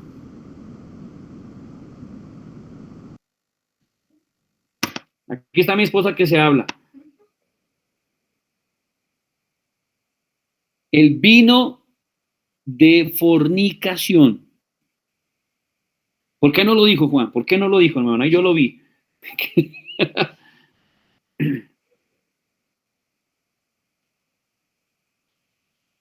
En el capítulo 17 de Apocalipsis,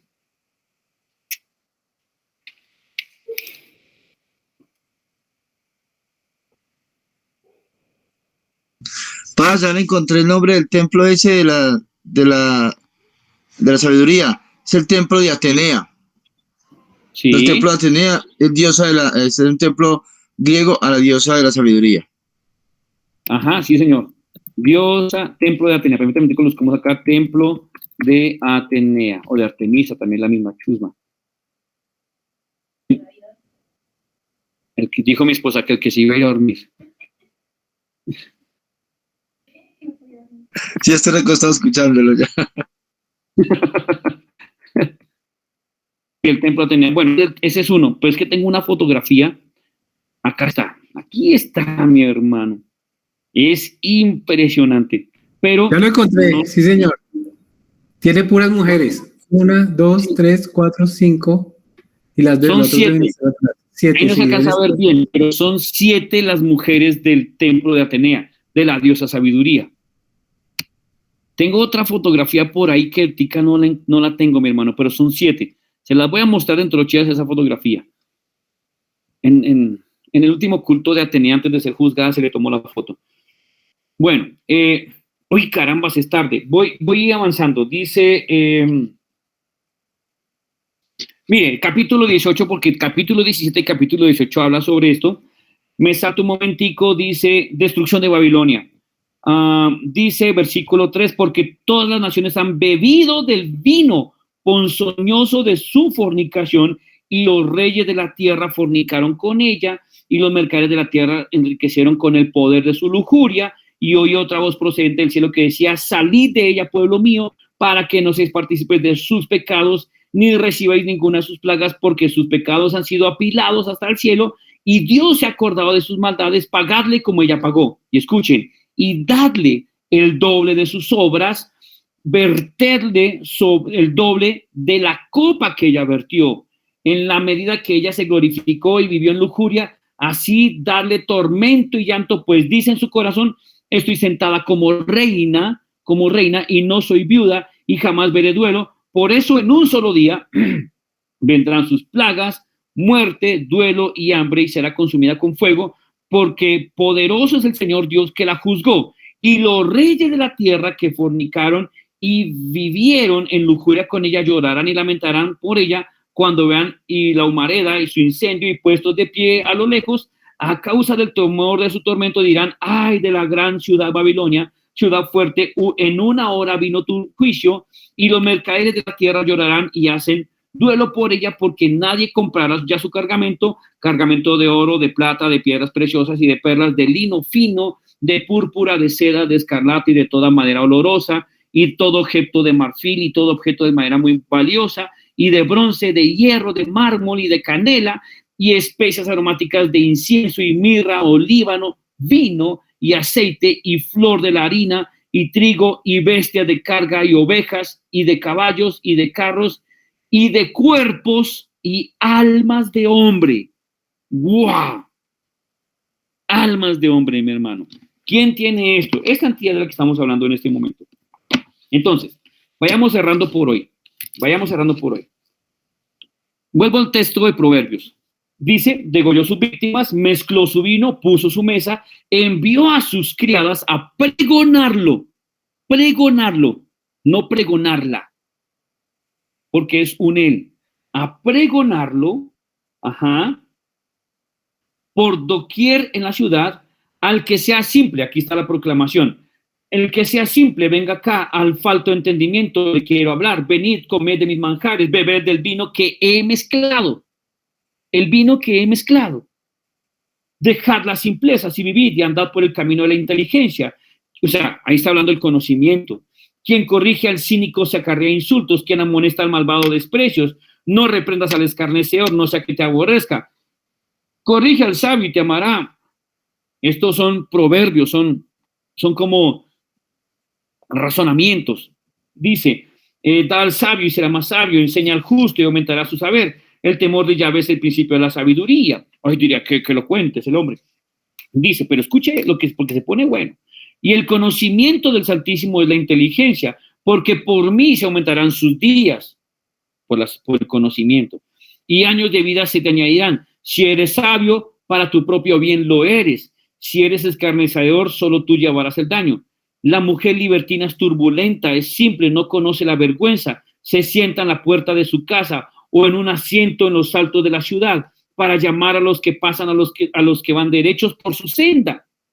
Todos los simples vengan acá, y dice a los incautos, el agua robada es más dulce, el pan a escondidas es más sabroso, él no sabe que en su casa moran las sombras y sus huéspedes yacen en la profundidad del Seol.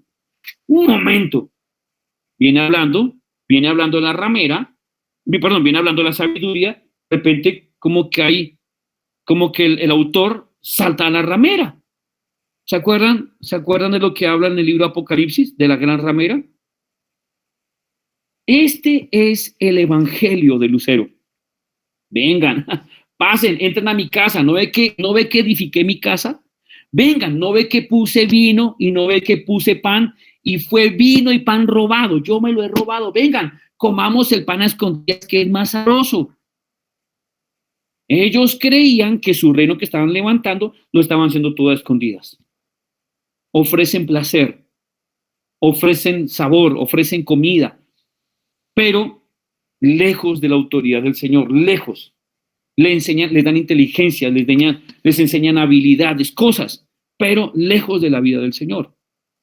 Entonces, aquí vemos a la sabiduría antes de caer y la sabiduría después de caer. ¿Se entendió todo lo que traté de explicar en este momento? ¿Alguien tiene alguna inquietud, alguna pregunta? Entonces, hoy hemos descrito al principal príncipe. ¿Quién era y qué era? ¿Qué función tenía? Y dése cuenta cómo por toda la historia se presenta como una ella. Soy la sabiduría, pero es un él y tiene 7 siervas que le sirven para tratar de contrarrestar los 7 espíritus del Señor. Ofrece un vino de fornicación, ofrece un vino mezclado, seduce a los reyes, pero esta entidad fue que juntamente con querubín se juntaron y armaron una rebelión en el principio de todo, y por ellos todo fue destruido. Entonces, en las culturas, esta entidad busca presentarse así, reina, busca presentarse guapa, seductora. Miren, esta es la reina del cielo, la que hablaba ahorita Jorgito, esa es la reina del cielo, la Sumeria, como era adorada en Sumeria, en la antigua Sumeria. Ahí está. Le voy a hacer una ampliación un momentico de la imagen. Usted la logra ver, ahí la muestra coronada, tiene alas, qué interesante, tiene animales, es como una lechuza, porque ustedes le miran los pies, tiene garritas de lechuza, garritas, ¿no? Tiene garras de lechuza, de ave, pero también tiene lechuzas o búhos al lado. Tiene un cierto anillo como raro en su mano, y en sus 2 manos tiene como unos anillos raros y tiene una corona especial. Pues la muestran voluptuosa, la muestran mujer. ¿Se acuerdan ustedes de, venga, les muestro esta imagen?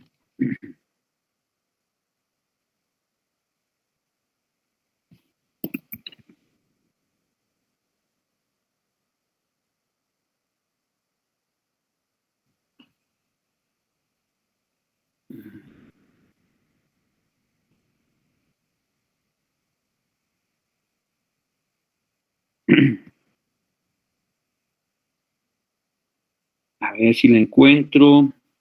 Aquí hay una. Aquí hay una muy interesante, muy interesante. Ay, la abrí, creo que la abrí. No quería abrirla.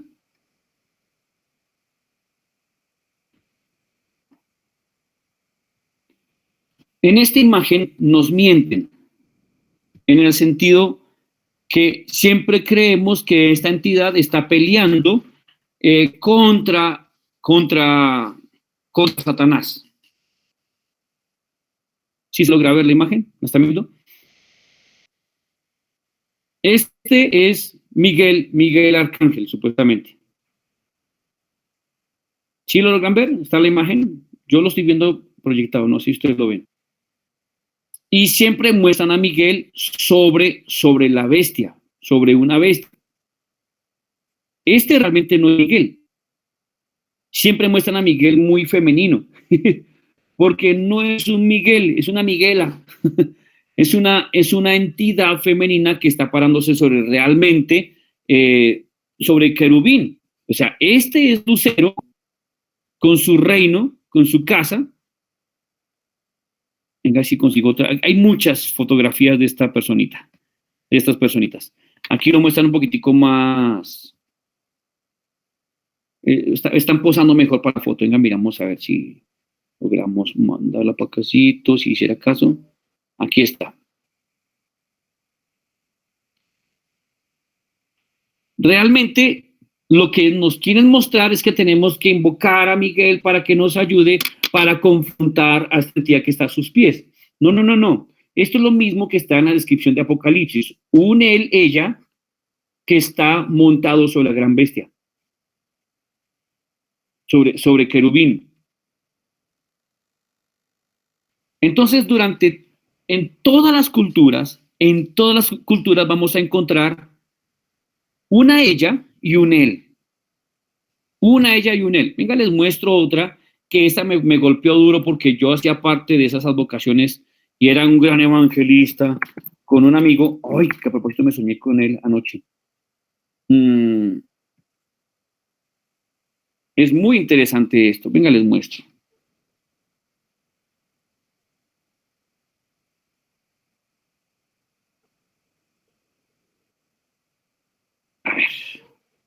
A ver, aquí está, ya la tengo aquí. He estado intercediendo por un amigo de años, se llama José Humberto Galindo, que yo sé que tú lo conoces, Ingrid, Juan Carlos y Martica, creo que usted lo conocen, porque he sentido al Señor que ese hombre tarde o temprano llegará a los pies del Señor debidamente. Ahí está. Nosotros hacíamos parte de antigua, cuando estamos en el catolicismo, esa parte de una comunidad que se llamaba la Comunidad de los Sagrados Corazones, Jesús y María. Estos no son Jesús y María. Este culto nace realmente en Babilonia y ella se llama Semiramis en la antigua Babilonia y a su mano derecha está su hijo Tamuz o también puede ser el mismo Nimrod. Son Semiramis y Tamuz realmente. Es un ella y un él. Qué interesante, en el libro Apocalipsis nos hablan de un lucero, lucera, sabiduría, y nos habla de uno que se presenta como macho, y es un ángel. Es un culto a un hombre y una mujer y un hombre. Este no es Jesucristo realmente. ¿Dónde hemos escuchado del Sagrado Corazón de Jesús en la Escritura? En ningún lugar. ¿Dónde hemos escuchado del Sagrado Corazón de Jesús en la Biblia? O de María en la Biblia, en ninguna parte. Entonces, ¿qué diseño está ahí? Se están presentando como el nombre de Cristo, pero siguen siendo los mismos. Un ella y un él. Y en todo lugar y en toda religión se va a encontrar un ella y un él. Entonces, vamos a encontrar a Bachué y a Bochica. Un ella y un él.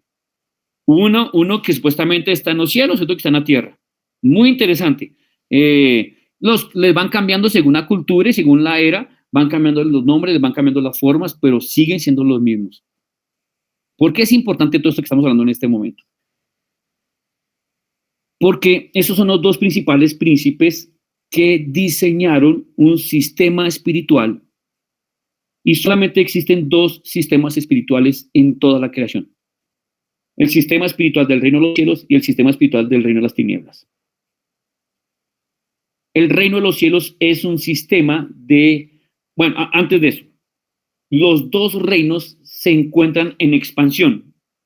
Los dos reinos son absolutos. Estoy colocando unas descripciones por si quieren copiar.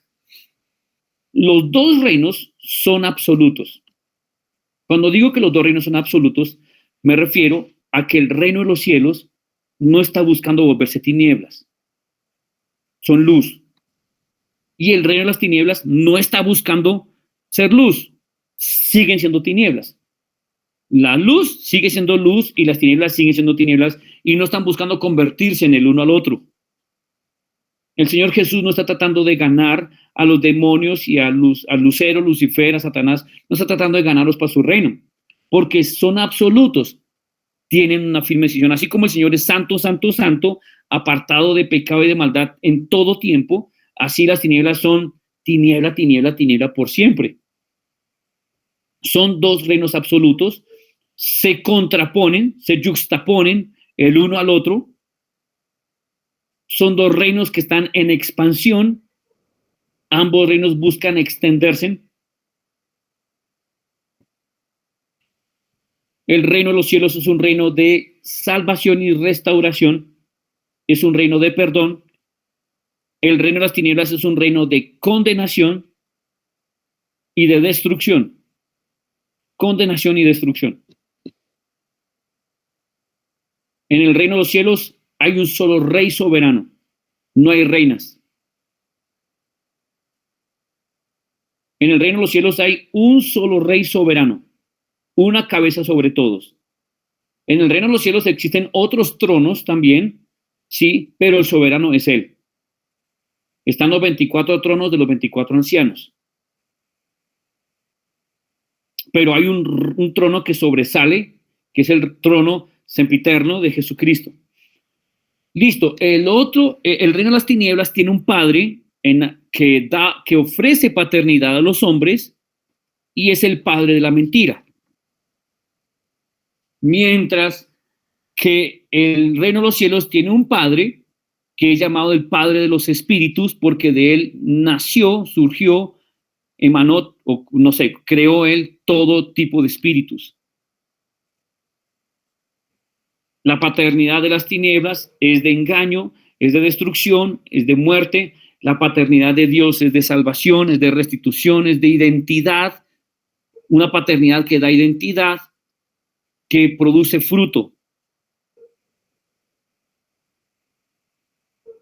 La batalla aquí en la tierra es para que los hombres elijan un padre, elijan un reino y sirvan en ese reino. Y que mueran sirviendo en ese reino. Esa es la batalla que hay aquí en la tierra. El uno busca perder gentes, el otro busca salvar gentes. El uno busca atar, condenar, destruir. Este reino acá busca salvar, liberar.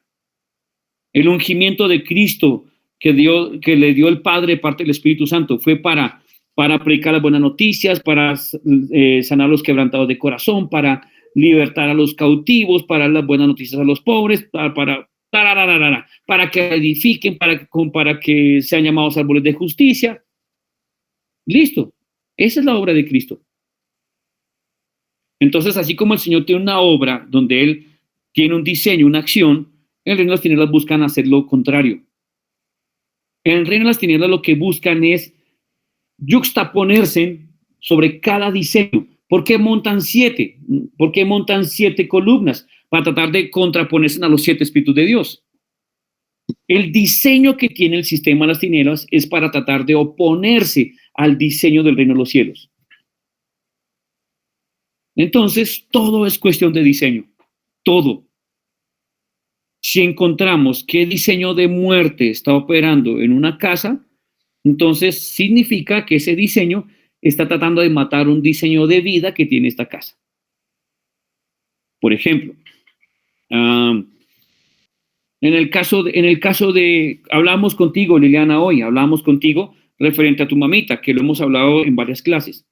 Cómo tu mamá tiene un don profético impresionante. ¿Tu mamá tiene, cuántos años fue que me dijiste, Liliana? ¿80, 84 fue que dijiste? Cumple 84 en diciembre. En diciembre cumple 84. Y la señora, su nombre, el nombre que le dieron es Reina. La señora Reina es o fue bruja por más de, ¿cuántos años fue que me dijiste? Por más de... No me 60. Desde los 16 años que aprendió a leer las cartas. A la señora Reina la visitaban allá en Medellín, la visitaba Pablo Escobar, la visitaba una cantidad venían de todo el país a buscarla para recibir instrucción, para casarse, para lo que sea. Por tantos años llegó y funcionó hasta, me decía Liliana que hasta hace poco tiempo dejó de leer las cartas, dejó de leer el tarot. Esa capacidad de discernimiento espiritual que tuvo la señora Reina, ¿de dónde lo sacó? Eso es un don dado por el Señor, por el reino de los cielos. Pero, ¿quién llenó ese don? El otro reino. Entonces, el diseño del Señor fue establecido, las tinieblas buscan contraponerse, llenarlo, usarlo. Entonces, vamos a llegar a hablar todo el tema de la reina del cielo para explicar cómo opera este sistema espiritual. Entonces, hay una reina que se pone como deidad en los cielos y hay un príncipe aquí en la tierra con su séquito que lo que hacen es engañar a la gente para que hagan pacto con los cielos. Entonces, unos se engañan, otros cautivan. La reina cautiva, recibe el tributo y aquí abajo se mueven los que están ahí cautivando. Son los secuestradores de fe. Son los engañadores, son los espíritus destructores. Entonces, hay una operación dupla. Arriba en los cielos, unos engañan, se establecen cultos y deidades en los engañadores, allá en las regiones celestes, y están los otros aquí en la tierra, habiendo sido habilitados por los mismos hombres que buscan colocar imágenes, semejanzas. La escritura lo dice así, no te haré ninguna semejanza. Entonces lo que busca Satanás aquí en la tierra, querubín, es levantar ídolos, semejanzas a unas figuras espirituales, unas deidades para que sean nombradas y sean llamadas y sean invocadas. Y de esta manera van tomando señorío de lo que es la herencia de los hombres. Las tinieblas buscan tomar la herencia de los hombres. Entonces en la antigüedad se llamaba Semíramis, en la antigüedad esta deidad se llamaba Iná, Astarot, Astarte, Acera, Diana, los efesios, Artemisa, hoy en día se llama María. En otra se llamaba Vishnu, o sea, hoy en día se llama María. Que la camuflan y la pintan como cristiana para que nadie note a quién están dándole culto y a quién están invocando. Entonces, de aquí a unos años, la llamarán como, no tenemos ni idea. Pero no la van a llamar porque la iglesia se va a levantar en poder y en verdad y se va a acabar este sistema de tinieblas en la tierra. Amén. Entonces, les dejé tarea, deben investigar, van a leer, porque en Ezequiel 28 habla sobre la cultura de querubín, sobre el culto a querubín, no, mentira, no estoy hablando mal. En Ezequiel 28 van a encontrar sobre el segundo principado, que es querubín. En Isaías 14 van a encontrar sobre el principal príncipe, que es llamado Lucero, que es el mismo sabiduría que hemos revisado hoy. ¿Listo? Entonces revísenlo, verifiquen dónde estaba ubicado uno, dónde estaba ubicado el otro, qué buscaban entre estos dos, qué buscaban hacer. Y el 14 es del 12. Señor. ¿Y Isaías es de qué? Isaías 14. Pero uno es querubín y el otro es... Querubín es Ezequiel y Lucero en Isaías. Ahí tenemos prendido. Exactamente. Sí, señor, se prende el micrófono. Hemos escuchado todo. Qué pena, pastor. Entonces, ya terminamos por hoy. Se conectaron tarde, pues yo tengo que dar el tema, como siempre lo hemos dicho, entonces terminamos tarde. Conéctense temprano para poder que hagamos nuestro tema, terminemos temprano. Por favor, verifiquen los dos textos, verifiquen tiempos, verifiquen todo el contexto, verifiquen qué pasó, traten de leerlo a completo, o sea, a plenitud, todo lo que está ahí descrito, qué decía en el corazón el uno, cómo estaba vestido el uno, cómo estaba vestido el otro, cuál fue el juicio sobre uno, cuál fue el juicio sobre el otro, dónde vivía el uno, dónde vivía el otro, cuáles fueron los juicios del Señor contra estos, porque son juicios distintos. Va a encontrar una gran diferencia. No estamos hablando de la misma entidad. ¿Listo? Bueno, en el nombre de Jesús declaramos la verdad del Señor, alumbrando nuestro entendimiento, y en el nombre de Jesús profetizamos el espíritu de verdad que el Señor dijo que llenaría nuestros corazones para guiarnos en el camino del Señor. Señor, que al leer este tema se nos abra el entendimiento para ver hasta dónde tuvimos parte con este sistema espiritual, hasta dónde tuvimos parte con este reino caído, hasta dónde nos asociamos a un nuevo reino, a un nuevo sistema, a un nuevo imperio caído, Señor, donde sí nos levanta, nos da un nombre, pero caído. Espíritu Santo, que seas tú en este momento señalándonos toda esta verdad de nuestro corazón.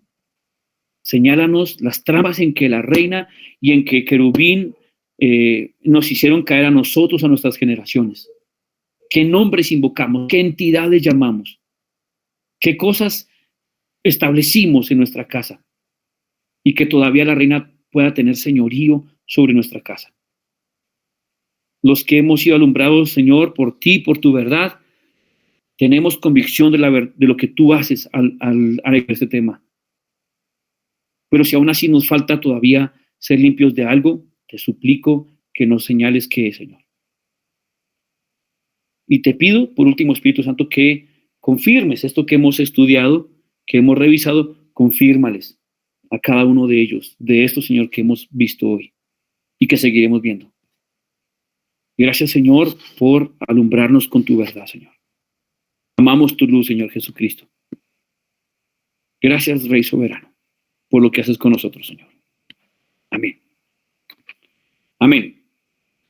Bien, mis hermanos, la monitora no está, no sabemos por qué, pero Si ella no les pasa mañana las tareas, yo se las paso. Tenemos un audio. Esa semana estaremos revisando un audio de tarea.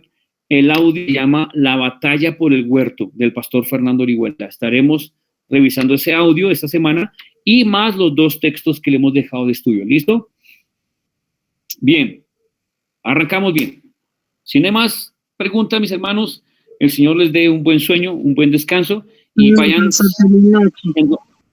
Señora. Amén, pastor, amén. Gracias, Bueno, pastor. Feliz noche. Bueno, muy bien. Bendiciones. Pasen buenas noches, hermanos. Bendiciones.